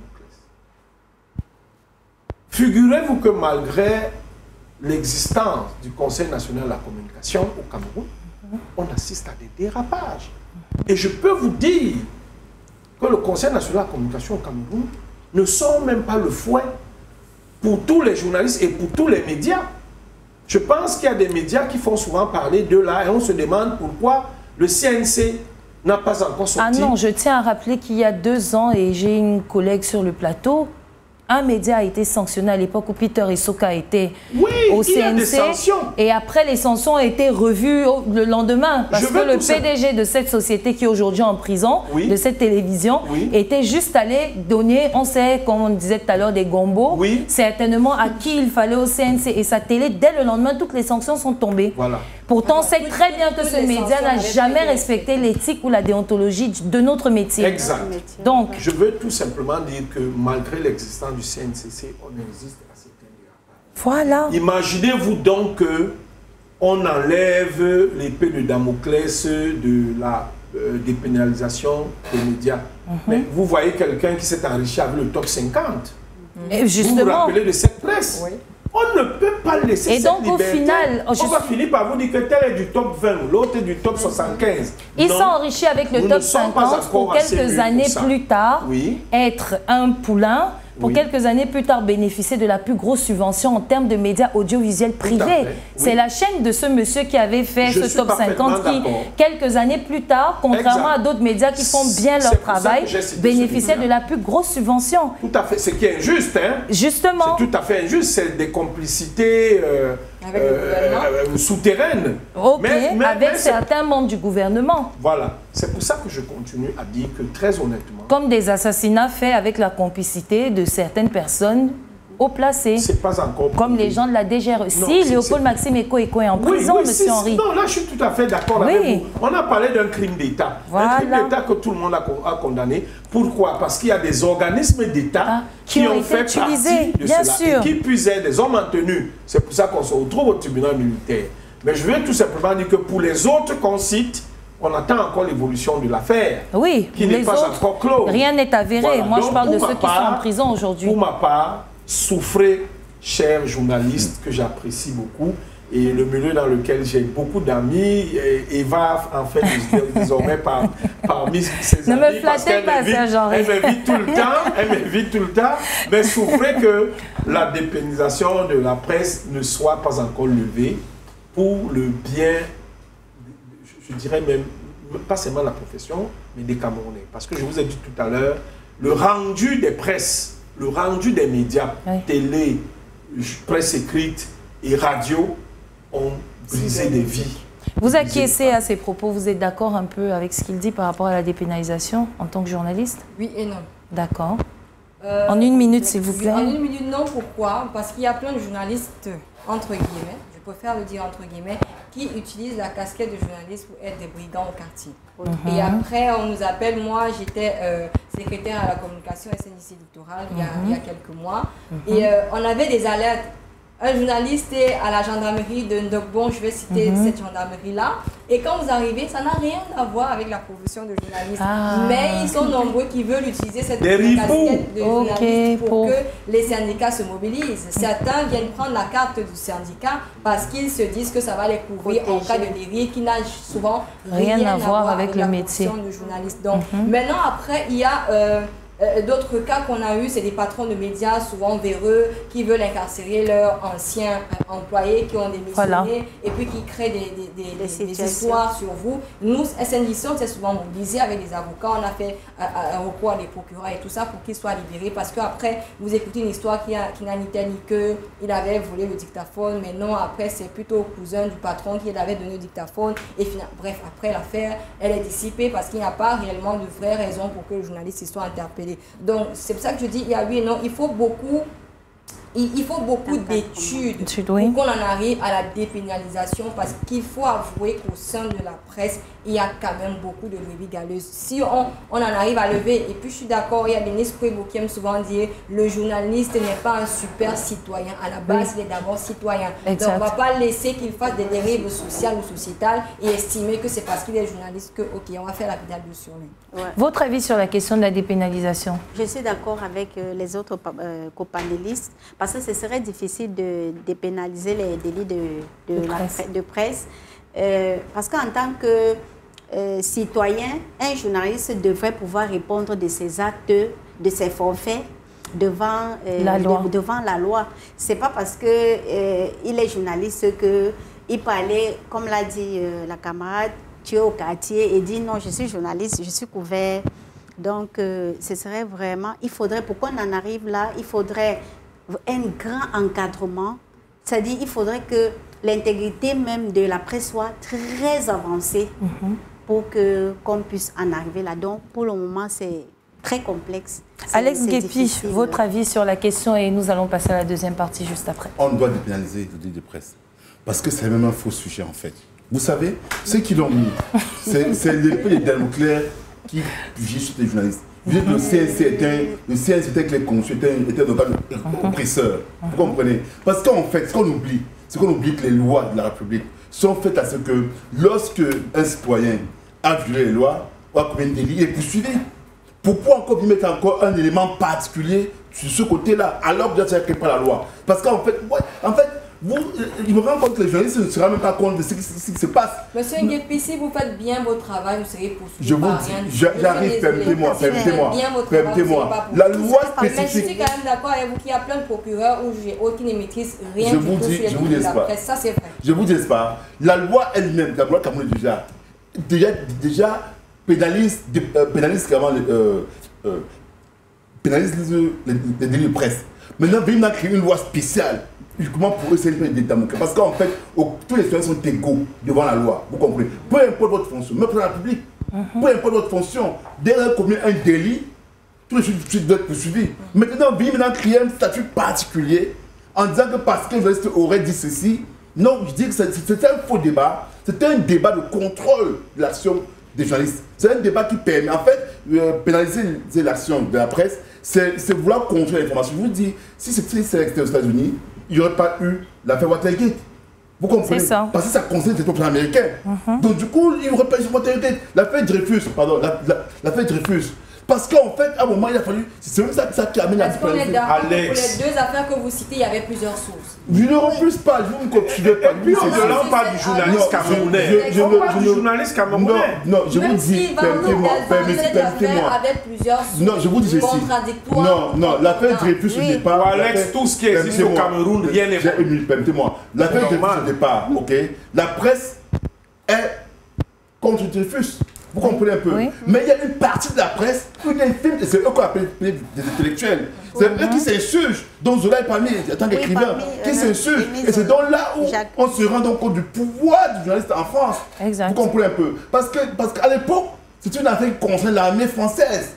Donc aussi, il y avait une délit de presse avec les ministres, les premiers ministres qui étaient complices de cette affaire-là. Je suis sûr que cette affaire ne devait pas suivre le bout du tunnel. Donc en fait, pénaliser le délit de presse, c'est même empêcher aux journalistes d'investir le travail parce que ça limite beaucoup plus. Ça ne l'empêche pas. Non, je vous dis pas. Si vous voulez arriver sur les cas de l'armée française, je crois qu'actuellement on a des membres de la DGRE qui sont en détention. J'arrive. Et il y a plein de journalistes qui ont traité. J'arrive, permettez-moi.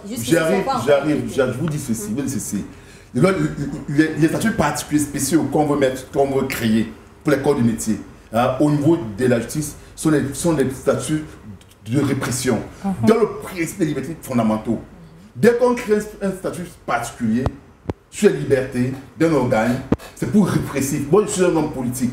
Si je dois combattre les journalistes, je dois être pour la pénalisation du délit de presse. Du coup, si demain, je suis dans le public et qu'il y a une affaire qui me concerne pour ma famille, je vais utiliser ce levier. Et soyons sûrs que l'ordre du gouverneur est puissant pour démontrer quand on veut vous dire que quelqu'un est bon, on ne manque pas de moyens pour faire qu'il est bon. Monsieur Guépi, est-ce que lorsqu'on va dans un tribunal et qu'il y a une affaire de pénalisation ou un délit de presse, oui. vous pensez qu'on utilise quel code? Je vous dis ceci, c'est que c'est une loi spéciale en fait. Parce que j'étais en train de vous expliquer que j'étais d'accord avec le fait que les lois qui encadrent cette pénalisation des délits de presse n'est pas très connue par les procureurs. Ça veut dire que lorsque vous allez dans les audiences qui concernent les délits de presse, vous allez trouver quelqu'un qui lui-même n'arrive pas à interpréter les articles. Mais ça ne veut pas dire que, je veux dire quoi, enfin, quand vous parlez d'épée Damoclès, je ne comprends pas très bien. Non, je vais vous dire. Vous voulez arriver à justement, je vous dis. Allez-y rapidement. Les lois doivent être universelles pour tous les citoyens. Ouais. Il ne doit pas exister des lois spécifiques pour un corps de citoyen, pour un type de citoyen. Dès qu'on crée des lois spécifiques, on crée l'inégalité entre les citoyens. Vous comprenez? Et même justement, parlant de l'affaire Marcel Zogo, ok, où on va se gargarer sur le jeu militaire, moi je vous dis que une affaire, même en France, aux États-Unis, quand on a vu les attentats de World Trade Center, les attentats de Paris, ils sont jugés dans les tribunaux civils, parce que ce sont les civils. Les tribunaux militaires sont des tribunaux à caractère militaire qui jugent des délits commis par les militaires entre eux. C'est comme ça de règlement intérieur de l'armée. Peut-être parce que l'affaire est très sérieuse. Guantanamo, ils ont été jugés par un tribunal civil. Vous connaissez combien de civils se sont retrouvés à Guantanamo? Et l'affaire est assez sérieuse quand même pour Martinez. C'est des agents de la DGRE. Non. Attendez. Alex, tu donnes 3 minutes, tu as fait 15 minutes. C'est comme ça que tu es rapidement. C'est comme ça que tu es tout le temps. Oui. Moi, je suis un démocrate. Vous comprenez? Oui. Je ne veux pas parler de la démocratie. Personne ne te l'interdit. Personne ne te l'enlève. C'est pas parce qu'une loi existe parce qu'elle est bonne. La loi sur la ségrégation raciale était une loi, mais elle était mauvaise. Je vous dis, dans les principes démocratiques, vous comprenez, le civil a, même si dès que le civil est impliqué, vous comprenez un peu, il est citoyen, le militaire est citoyen. Dès que le citoyen est civil impliqué avec le militaire, c'est le tribunal civil qui doit avoir priorité dans plus de démocratie. Alex, c'est une loi qui signe avec l'heure actuelle. Dans 15-20 ans, quand le journalisme aura évolué au Cameroun, on comprendra que... Non, Alex, tu t'es déjà trop exprimé là-dessus. Tu te redis et tu te marches dessus. Parce que les exemples ne sont pas corrects. Tu n'as pas le monopole de la parole. D'accord, merci. Attends un peu. Merci. Nous allons prendre un petit souffle à la régie et on revient à tout de suite, chers téléspectateurs.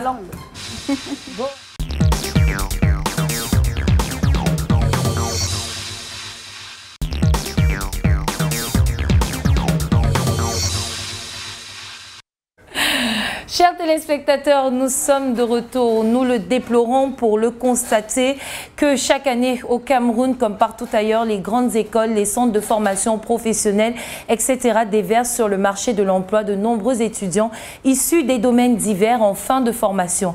Une fois l'attestation reçue, ces jeunes bien outillés ne trouvent pas de travail et pour la plupart, ils ne parviennent pas à être recrutés dans les sociétés, les ministères et autres organismes et se trouvent donc dans l'obligation de se lancer dans le secteur informel pour la plupart. À ce jour, l'enseignement technique semble être alors la voie par excellence pour une insertion socio-économique rapide au Cameroun. Le taux de chômage ne cesse de grimper dans notre pays et le taux de sous-emploi est de 65% avec une prédominance dans les deux grandes villes qui sont Yaoundé et Douala. Au lendemain de la célébration de la fête du travail qui était le 1er mai, qui est une fête mondiale, nous posons donc cette interrogation: employabilité au Cameroun, les jeunes sont-ils une priorité? Élément de réponse juste derrière. À tout de suite.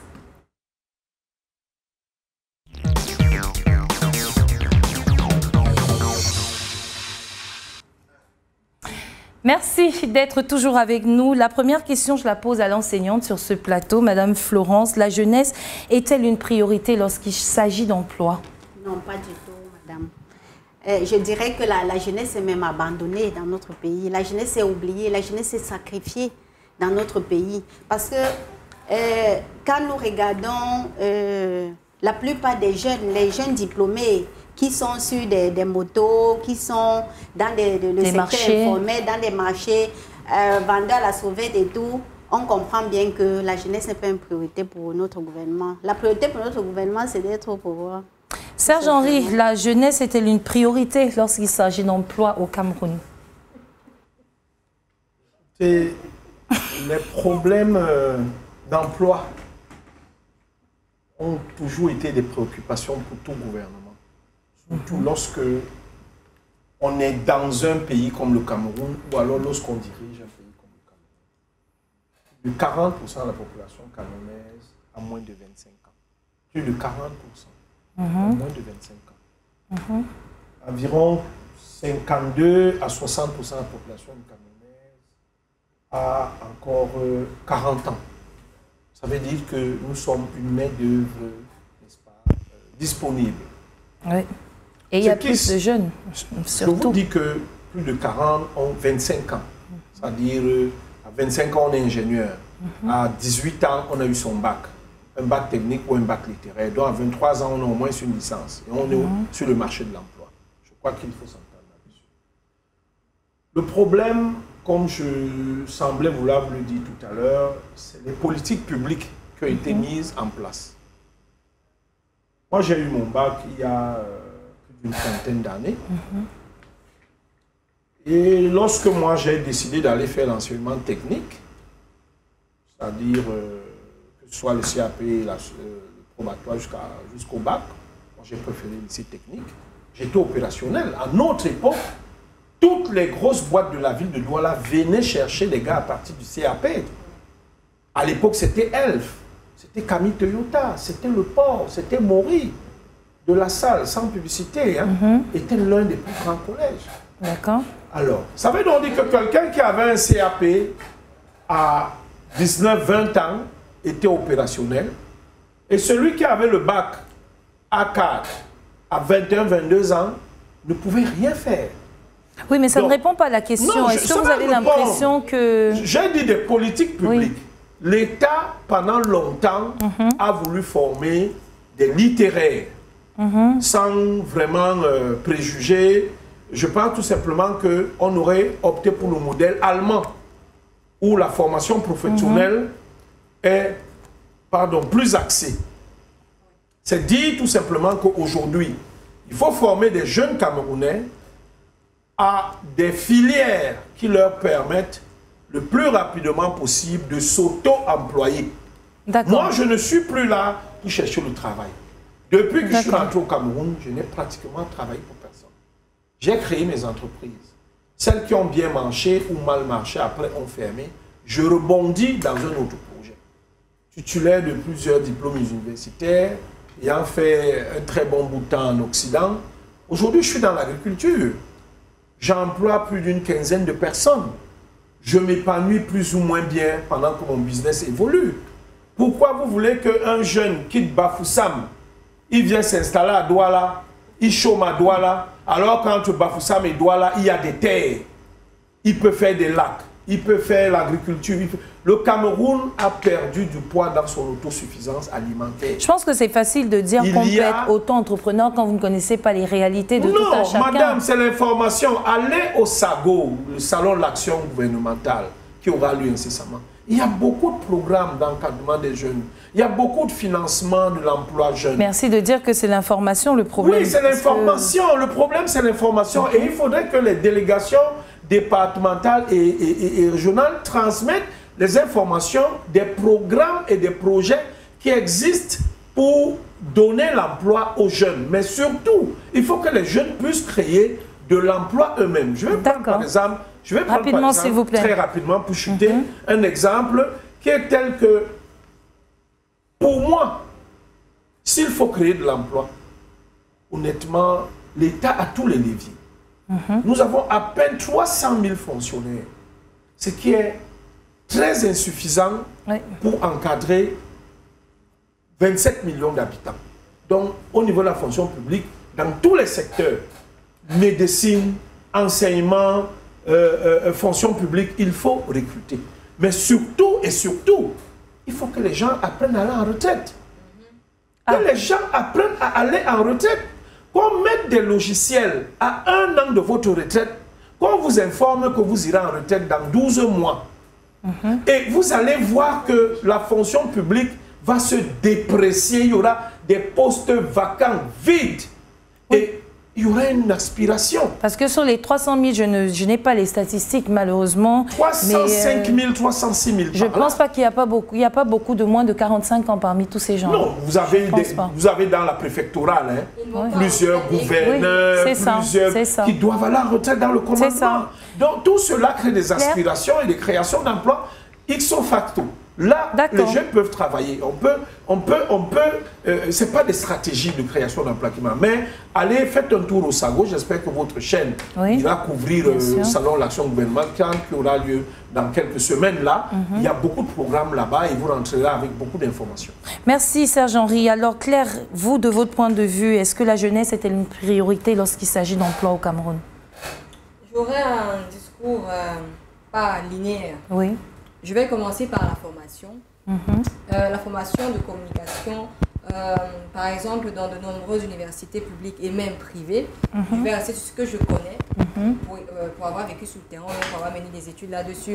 Vous avez par exemple des gens qui forment des étudiants en journalisme, mais dans l'université en question, il n'y a pas de radio pour tester, il n'y a pas de presse écrite pour tester, et il n'y a pas de télévision pour tester. Et à la fin, on a des diplômés qui ne connaissent rien, mais qui ont une licence ou un master en journalisme ou en communication, ils n'ont jamais fait de pratique. Et quand ils sortent des universités avec des bacs +3, +5, ils veulent des gros salaires. Il faudrait qu'on se dise les vérités. Ils veulent de gros salaires, ils n'ont pas d'expérience professionnelle. Et si même il arrivait qu'un patron leur donne le OK d'avoir ce gros salaire et que vous les mettez sur les faits accomplis, la productivité n'est pas... Il n'y a pas de productivité. Ils ne maîtrisent pas la réalité de terrain. Déjà qu'il y a beaucoup, pour rester dans le métier, par exemple, de journaliste, qui pensent que être journaliste, c'est uniquement être devant un écran et de parler comme Eva. Mais non, derrière, il y a des caméramans, il y a des techniciens de son, des monteurs, il y a ceux qui vont sur le terrain. Il y a même ces métiers multiples-là qu'ils ne connaissent pas du tout. Pourtant, ils ont un bac +5. Donc, j'ai commencé par la formation qui, entre guillemets, est dite professionnelle ou professionnalisante. Mais concrètement, sur le terrain, on ne le ressent pas dans les universités. Ça, c'est d'un. L'autre son, c'est que toujours dans la même université, lorsque vous avez quelques étudiants qui essaient d'être éveillés, c'est-à-dire que dans son école, il n'y a certes pas ça, mais lui, il essaie de faire des formations en dehors à ses heures extra. Ce sont ces enseignants qui lui disent que mon ami, tu choisis entre faire l'école et aller te débrouiller au quartier. Alors que ce sont des enseignants qui devraient encourager les étudiants à chercher à appliquer ce qu'ils ont appris à l'école sur le terrain. Maintenant, on va revenir sur les lois gouvernementales et tout ça en termes d'emploi jeunes et autres. Moi, je vais aller sur deux sons. Je m'amusais un jour sur ma page Facebook à dire que même dans la poubelle, on peut se faire de l'argent. Je le dis pourquoi il y a des jeunes ramasseurs d'ordures à Sandaga. Il y a ceux qui recyclent les tomates, les légumes et autres en fin de journée. Ils en font des déchets de recyclage. Il y a ceux qui viennent ramasser les pots de maïs, les épis et tout. Ils font du charbon écologique. Bref, personne ne leur demande 5 francs. Ils n'ont pas besoin d'un financement pour ramasser ces ordures-là et en faire ce qu'ils ont appris à l'école. C'est-à-dire qu'à la base, il est un ingénieur, il sait comment transformer les déchets ménagers en charbon. Il le fait. Il n'y a pas quelqu'un qui va le fouetter parce qu'il est venu ramasser des ordures en plein marché. Donc, il est possible également que les jeunes n'attendent pas uniquement que le gouvernement, entre guillemets, leur donne un travail à l'ENAM ou je ne sais pas trop quoi, à quel poste à la fonction publique, mais qu'on apprenne à se salir les mains. Qu'on apprenne à se salir les mains parce qu'il y a plein de métiers, entre guillemets, dits sales, qui rapportent beaucoup d'argent par rapport à tous ceux qui sont... Justement, j'ai même un exemple. En Afrique du Sud, il y a un jeune qui ramassait du plastique dans des poubelles et qui en a fait de l'art et qui gagne aujourd'hui beaucoup d'argent en vendant ses tableaux à l'international et partout, en prenant des bouteilles plastiques et en faisant des tableaux du jamais vu, en fait. Oui, c'est tellement... C'est magnifique. Oui. Et ici au Cameroun, vous allez voir, je prends un exemple, là, ça sera personnel. Je suis journaliste à la base, je travaille chez Vodafone Média et je fais de la restauration en ligne. Je vends des mets uniquement traditionnels. Oui. Vous savez quel retour j'ai eu en premier? Une journaliste qui vend la nourriture, ça veut dire que ton patron ne te paye pas bien. Donc, du moment où ils ont mis dans leur tête que je m'asseyais, je pilais les noix et que je lavais les noix et que je mettais ça au feu, ils ont estimé que c'était un métier pas propre. Donc, le journaliste, c'est trop noble pour vendre de la nourriture. Mais quand ils voient que le business, il évolue, vous avez des regards différents. Donc, il y a aussi ce regard de l'autre. Certains préfèrent avoir un 50 000 chaque fin du mois. Du moment où il est assis dans un bureau et la clim frappe sur lui, il tombe malade, il ne peut pas se soigner, il ne peut pas soigner ses enfants. Ses enfants peinent même à aller à l'école. Lui, ça l'arrange parce qu'il y a le regard des autres également qui jouent sur lui. Alès Guépi, la jeunesse est-elle une priorité lorsqu'il s'agit d'emploi au Cameroun? Pas du tout. La jeunesse est délaissée.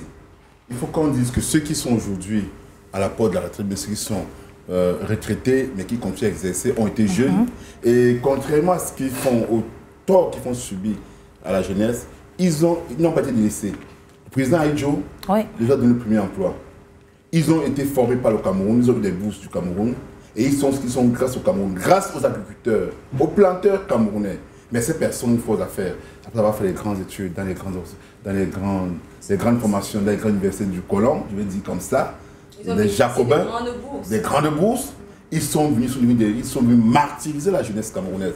Vous savez, de nos jours, je me rappelle quand j'étais encore tout petit, mes parents, déjà mon papa à 25 ans, avait une vie stable, pleine. Sans trop de formation, c'était un entrepreneur. Mon papa était un menuisier. Mais mon papa, c'est la famille, c'est l'entrepreneur. Il s'est converti à l'entrepreneuriat. Vous voyez? Combien de jeunes au Cameroun peuvent le faire?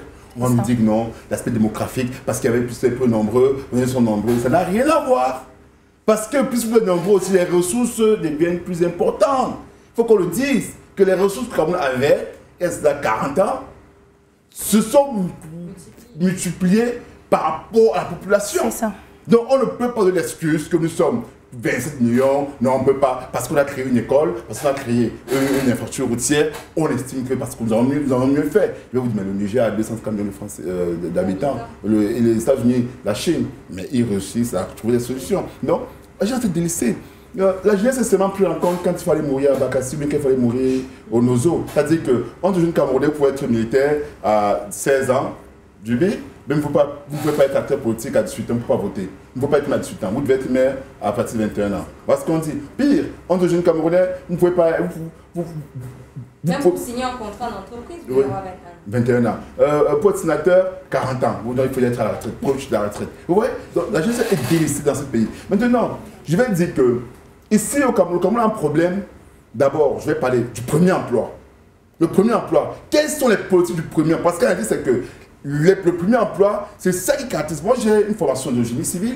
C'est vrai qu'avant de faire génie civil, j'apprends bien mon père dans les chantiers. Je connaissais déjà ce qu'on appelle les agglomérats, 5, 15, 15, 25, tout ça, les HA8, HA6, HA12, parce que je faisais les chantiers, je faisais le terrain. Mais nos formations ne permettent pas, parce que j'ai des amis qui sont sortis avec moi avec une licence en génie civil, que lorsqu'ils sont au chantier, on leur montre un agglomérat. Ils connaissent pas. HA10, ils ne savent pas, parce qu'il y a effectivement la formation a été tellement tuée qu'ils ne connaissaient pas ce qu'on appelle HA10.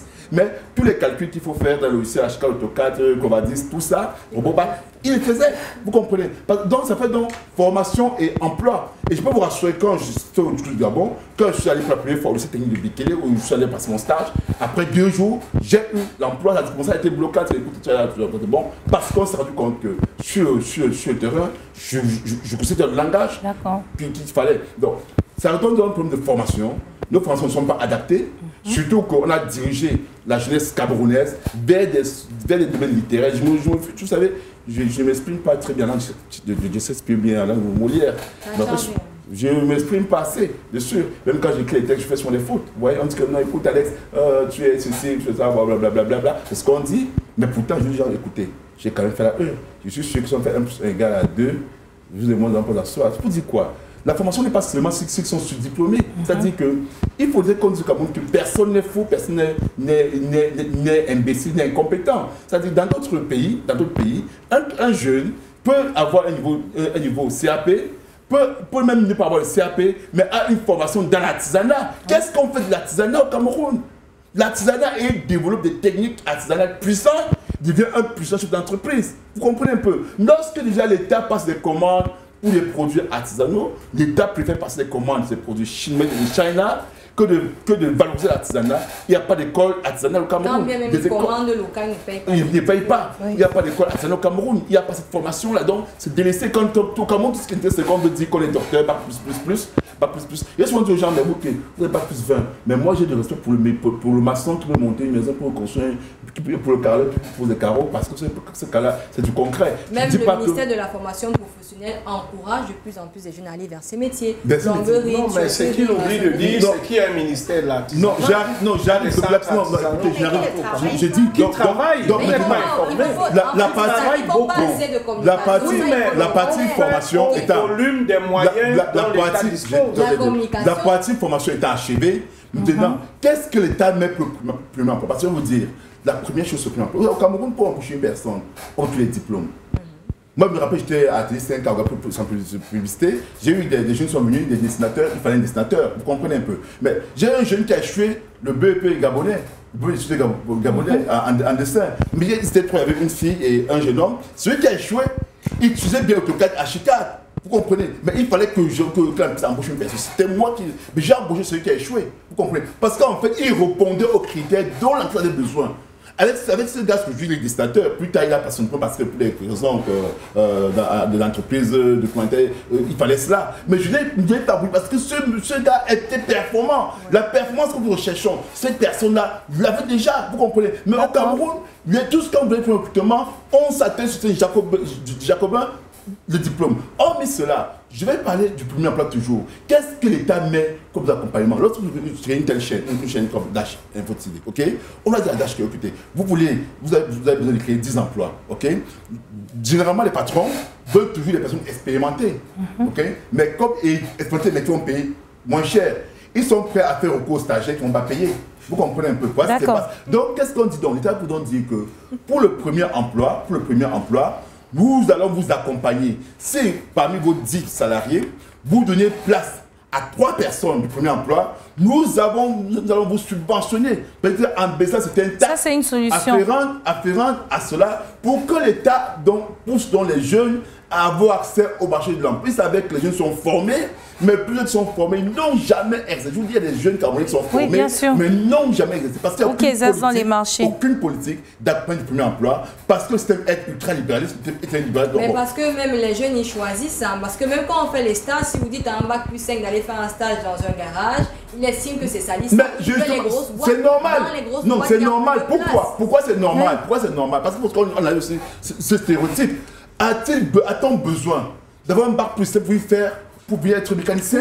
Non, pour dire quoi? Non, c'est parce qu'en fait, il y a une précarité d'emploi, parce qu'il n'y a pas d'emploi. Qu'on soit dans ça. Et c'est donc dans ça qu'on a une échec de politique. Mais il aurait dû commencer à je vous dis ceci. Lorsque l'État a les gens se former pour un métier, on doit laisser ce métier être performant. Il est inutile qu'une personne ait une formation bien qualifiée, il soit bien formé, et se retrouve dans un garage.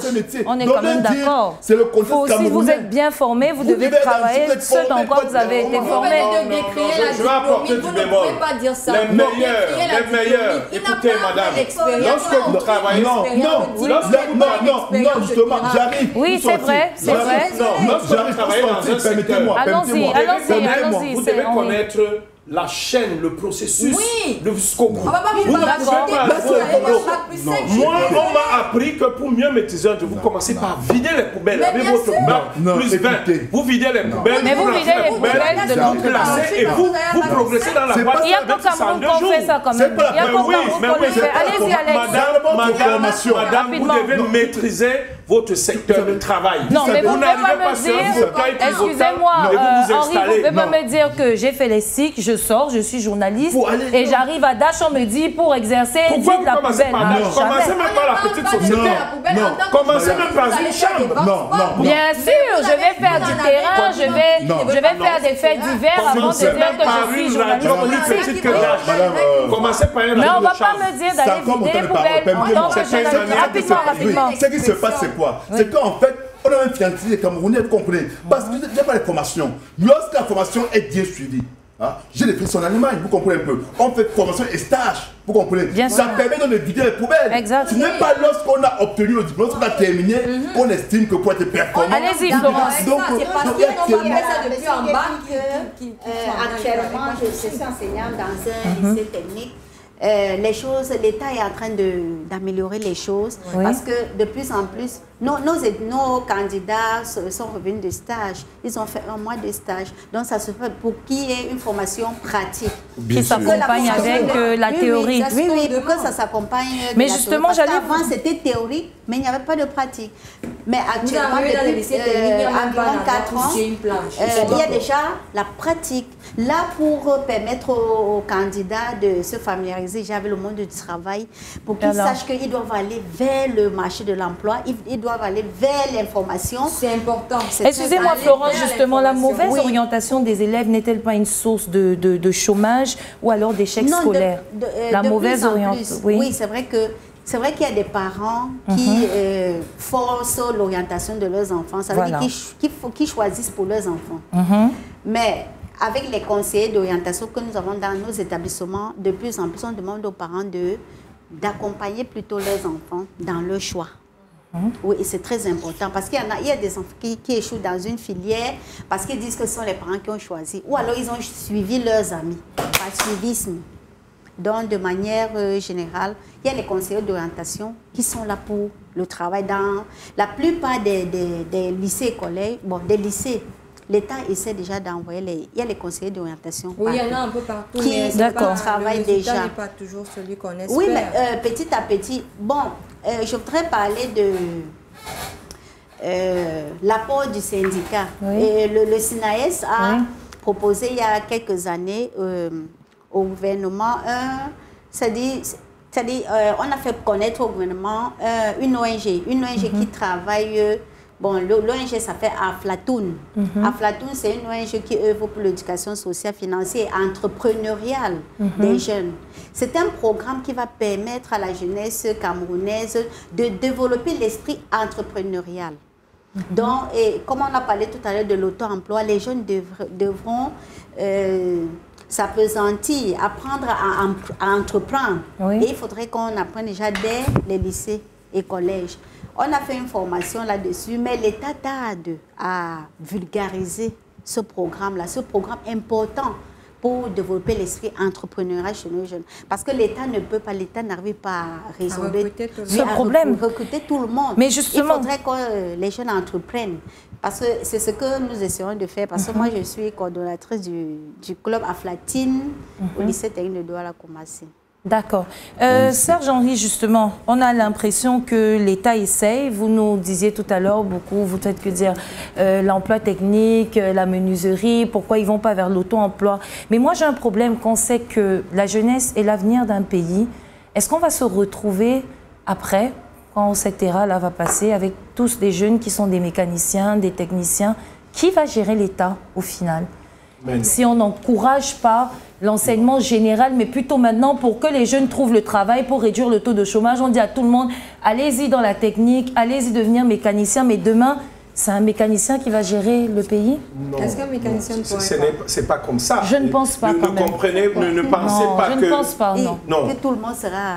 C'est ça. Non, à un moment, on va se retrouver donc avec une jeunesse plein de mécaniciens, de garagistes. Mal cette orientation. Parce que vous parlez d'autonomisation d'emploi. Et on l'entend dans les discours du chef de l'État, il faut entreprendre l'autonomisation, mais au final... Madame, moi, il y a un pays, sinon deux, qui m'ont marqué. S'il vous plaît, pas l'Occident. Je vous en prie. Je vous dis, on a des modèles.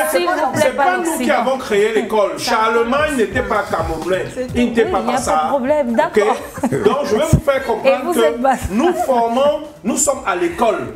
Et cette école, c'est l'école occidentale. Oui. Je prends le cas de l'Allemagne. Vous avez les Angela Merkel, les Eduard Schroeder, et ainsi de suite, les Edmund Kohl. C'est pas parce qu'en Allemagne, il n'y a pas le technicum. C'est-à-dire, il y a le lycée technique, il y a la SAR, il y a les artisans. Mais à côté de ça, qu'est-ce qui interdit même à quelqu'un, avec quel diplôme, soyons quand même sérieux. Vous pensez que quelqu'un... C'était pas les mêmes époques, Serge Henri. Vous pensez que quelqu'un, bon, John Fundi, je ne sais pas s'il est un docteur, mais il a failli gérer ce pays. Bien sûr. Vous comprenez? Vous avez pris son élection. Écoute, on va partir dans ce sujet-là, Alex. Ce que j'essaie de vous faire comprendre, madame, nous n'allons pas fermer les lycées dans ce non, on ne va pas fermer les lycées techniques. On ne va pas fermer les NAM, on ne va pas fermer les RIC ni les STIC. Non. C'est juste pour dire qu'à proportion, il y a trop de chômeurs. ou de futurs chômeurs qui sortent avec des licences en littérature, en lettres, en sciences économiques. Il y a trop de chômeurs qui sortent avec des bacs A4, et ainsi de suite. Nous avons des nouveaux métiers qui sont dans le transport et la logistique, avec le port de Kribi qui est là, le port de Douala et le port de Tiko qui sera revalorisé. C'est des niches d'emploi ou de création d'emploi. Parce qu'à côté de tous ces mastodontes dans ces ports-là, on peut créer des activités pour soi-même tout autour, génératrices de revenus. Il y a aussi le fait que un pays fonctionne avec des institutions. Et dans ces institutions, on a besoin de spécialistes. Je peux vous prendre par exemple à la présidence de la République. Vous avez tous les ministères représentés. Vous avez tous les ministères représentés, les répliques à la présidence. S'il y a 60 ministres là-bas, il y a environ 40 personnes qui s'occupent de ces ministères au niveau de la présidence de la République avec un personnel. Et c'est là que j'ai découvert que vous avez des ingénieurs en génie électrique à la présidence. Vous avez des grands économistes aussi. Oui. Vous avez même des ingénieurs en génie civil à la présidence de la République. Donc, c'est pas... On ne fait pas l'école seulement pour devenir chef d'État parce que c'est un seul fauteuil sur 27 millions d'habitants. Mais il peut avoir 200 000 opérateurs économiques. Mais on fait l'école pour avoir un bon avenir. C'est juste pour subvenir à ses besoins, à pouvoir vivre. Si, bien sûr, c'est un métier. Mais ce que je veux dire, c'est que si on pousse tout le monde à aller vers la technicité, demain, on aura plus de techniciens que de généralistes et qui va gérer le pays. Non, j'ai un ami médecin qui était médecin, qui est aujourd'hui transitaire. Selon une enquête de l'OIT, j'allais y arriver justement. J'allais y arriver. Seulement 10% d'individus au monde font ce qu'ils ont appris à l'école. Seulement 10. Le reste là deviennent ce qu'ils n'ont même pas pensé. Vous comprenez un peu. Vous ne pouvez pas sortir d'un BTS ou d'une licence en supply chain, transport et logistique et vous faites forcément dans la logistique. Vous pouvez vous retrouver dans beaucoup d'autres choses. Bien sûr. La logistique. Justement, Claire, il vient d'aborder une question, c'était justement pour vous. Contraints au chômage après leur formation par une politique du gouvernement qui limite le nombre de recrutements à la fonction publique, des médecins diplômés camerounais pour survivre, autant pour moi, sont obligés d'émigrer ou de faire des activités totalement différentes de leur métier. Est-ce qu'on trouve ça normal lorsqu'on est conscient des réalités sanitaires de notre pays ? Si c'est pour les médecins uniquement, ce n'est pas normal. Oui, ça c'est un autre corps de métier. Voilà. Parce qu'on a beaucoup parlé des journalistes. Si c'est pour les médecins, ce n'est pas normal. Moi, je suis allée il y a quelques jours à l'hôpital de Lolodov dans le sud Cameroun et j'ai trouvé qu'il n'y avait qu'un médecin. Voilà. À part lui, il m'a dit qu'il y avait... Combien de milliers d'habitants? Peut-être 10 000. Voilà. Il n'y a qu'un médecin et... le reste, c'est des personnels qu'on recrute qui ne sont pas forcément formés. C'est des bénévoles. Voilà. Et il va vous dire que ces bénévoles, parfois, se retrouvent à voler les médicaments, à faire des traitements en arrière sans que l'argent entre à la caisse. Il y a tellement de débrouillardises. Donc, il n'y a pas assez de médecins. Je suis d'accord avec le fait, avec cette dénonciation-là, que ce n'est pas normal aujourd'hui qu'on retrouve que tous nos médecins, ou la plupart de nos médecins, sortent du Cameroun parce qu'ils veulent avoir un meilleur être. Ça, c'est pas normal. Je crois que le gouvernement devrait se pencher sur la question énormément. J'ai travaillé, enfin, généralement, j'ai des formations professionnelles, même quand je suis en consultation médicale pour moi-même, et je rencontre un médecin généraliste qui me dit qu'il était à sa 3e garde. Ça veut dire qu'il a travaillé 1 journée, 2 journées, 3 journées d'affilée. Pourquoi est-ce que vous travaillez comme ça? C'était dans un hôpital privé. Et il me dit, je suis encore jeune, je suis obligé de le faire. Mais vous voyez très bien qu'il était épuisé. Même le diagnostic qu'il faisait, j'avais l'impression qu'il doutait de son diagnostic parce que ça devenait lourd pour lui. Mais ça aussi, c'est parce qu'il n'y a pas assez de médecins pour relayer.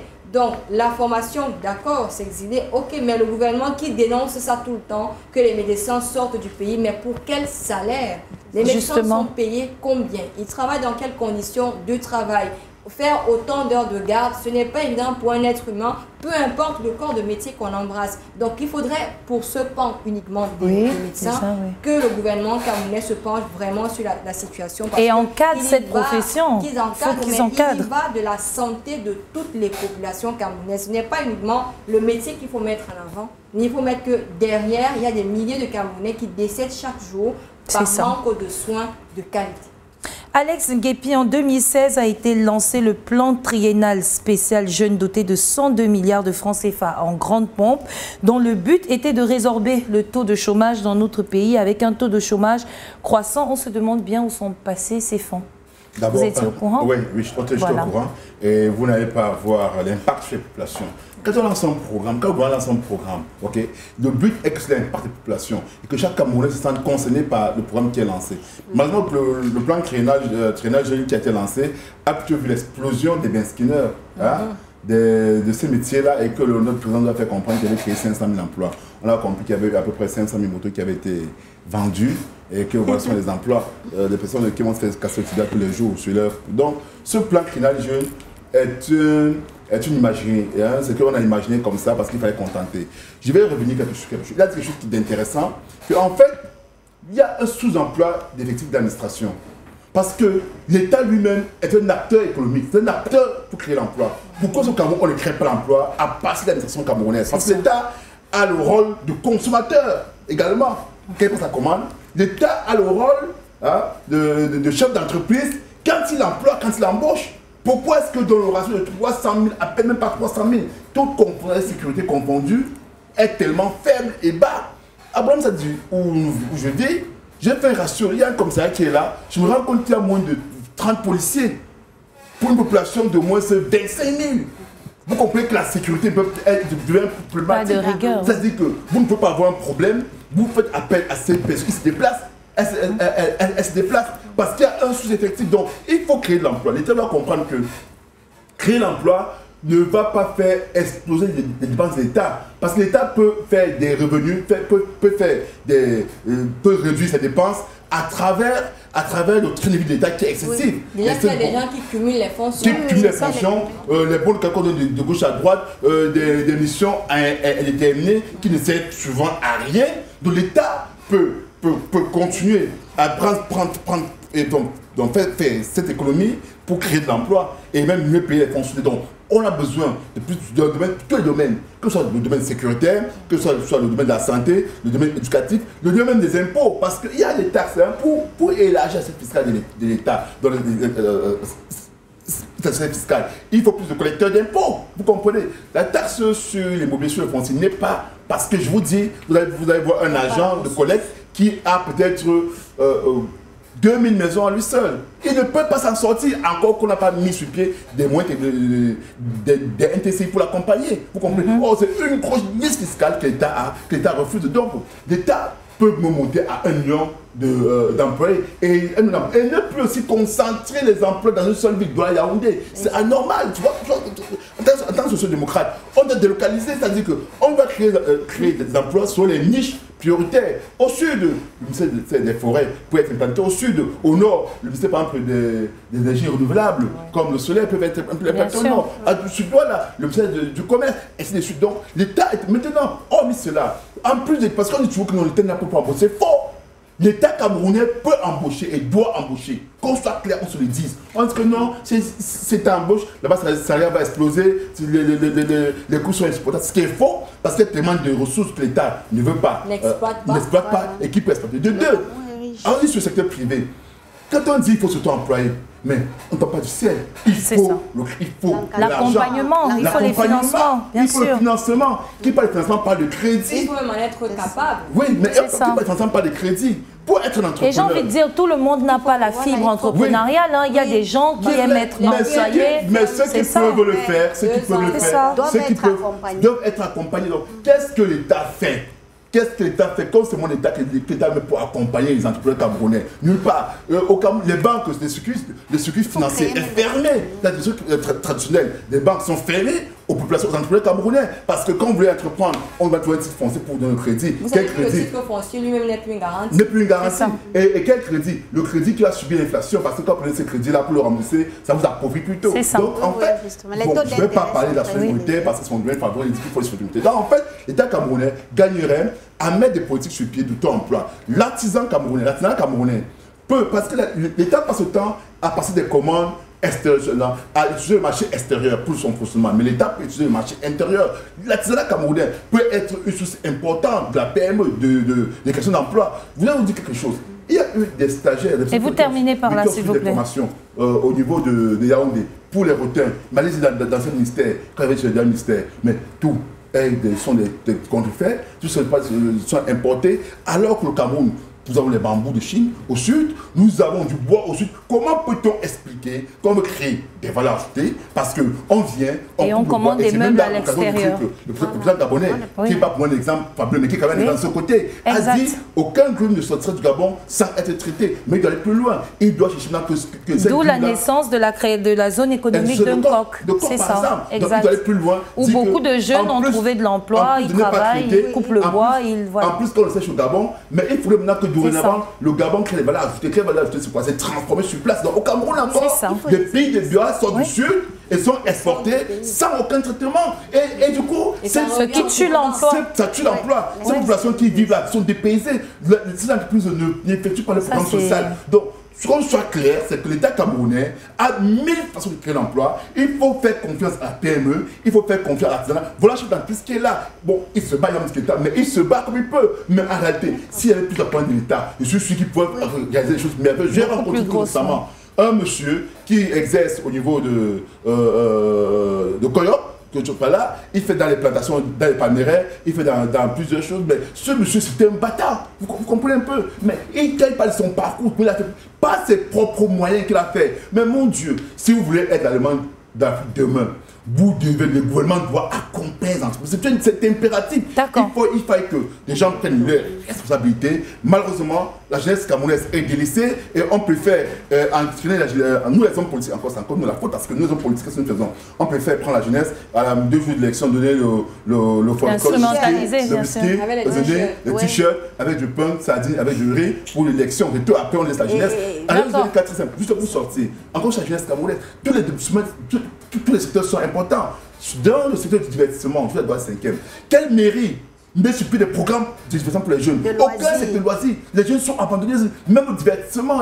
Et ce qui crée tellement de niches d'emploi. Une hausse dans la criminalité, etc. En fonction, même les partis politiques, quand ils sont en campagne, ils ne mettent pas en avant le divertissement. Oui, je peux dire qu'il y a tellement de choses qui peuvent être faites, mais qui n'est pas fait. Le Cameroun a tellement de potentiel dans tous les domaines. Quand on s'en va du côté du fer dans l'OP de Kribi, il est inconcevable que le Cameroun, sur le marché international, ces minéraux se vendaient à plus de 75 000 francs CFA, mais quand vous vous rendez compte que ces minéraux sont vendus chinois à 2700 francs CFA, vous dites, mais waouh, la Russie qu'on apprécie tellement, Gazprom, les Russes n'ont pas, ils ont nationalisé Gazprom est purement riche, et c'est grâce à Gazprom que la Russie, c'est le beau aujourd'hui.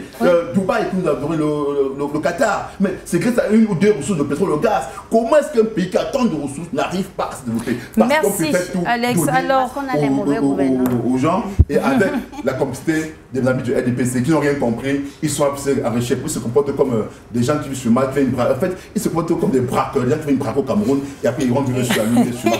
Merci. Alors Florence, pour terminer cette émission, je finis par vous qui êtes enseignante. Est-ce que vous avez un conseil particulier à adresser aux jeunes, puisque vous faites partie de ceux-là qui forment des jeunes tous les jours, selon leur orientation? Est-ce que vous avez quelque chose à leur dire, un message en particulier?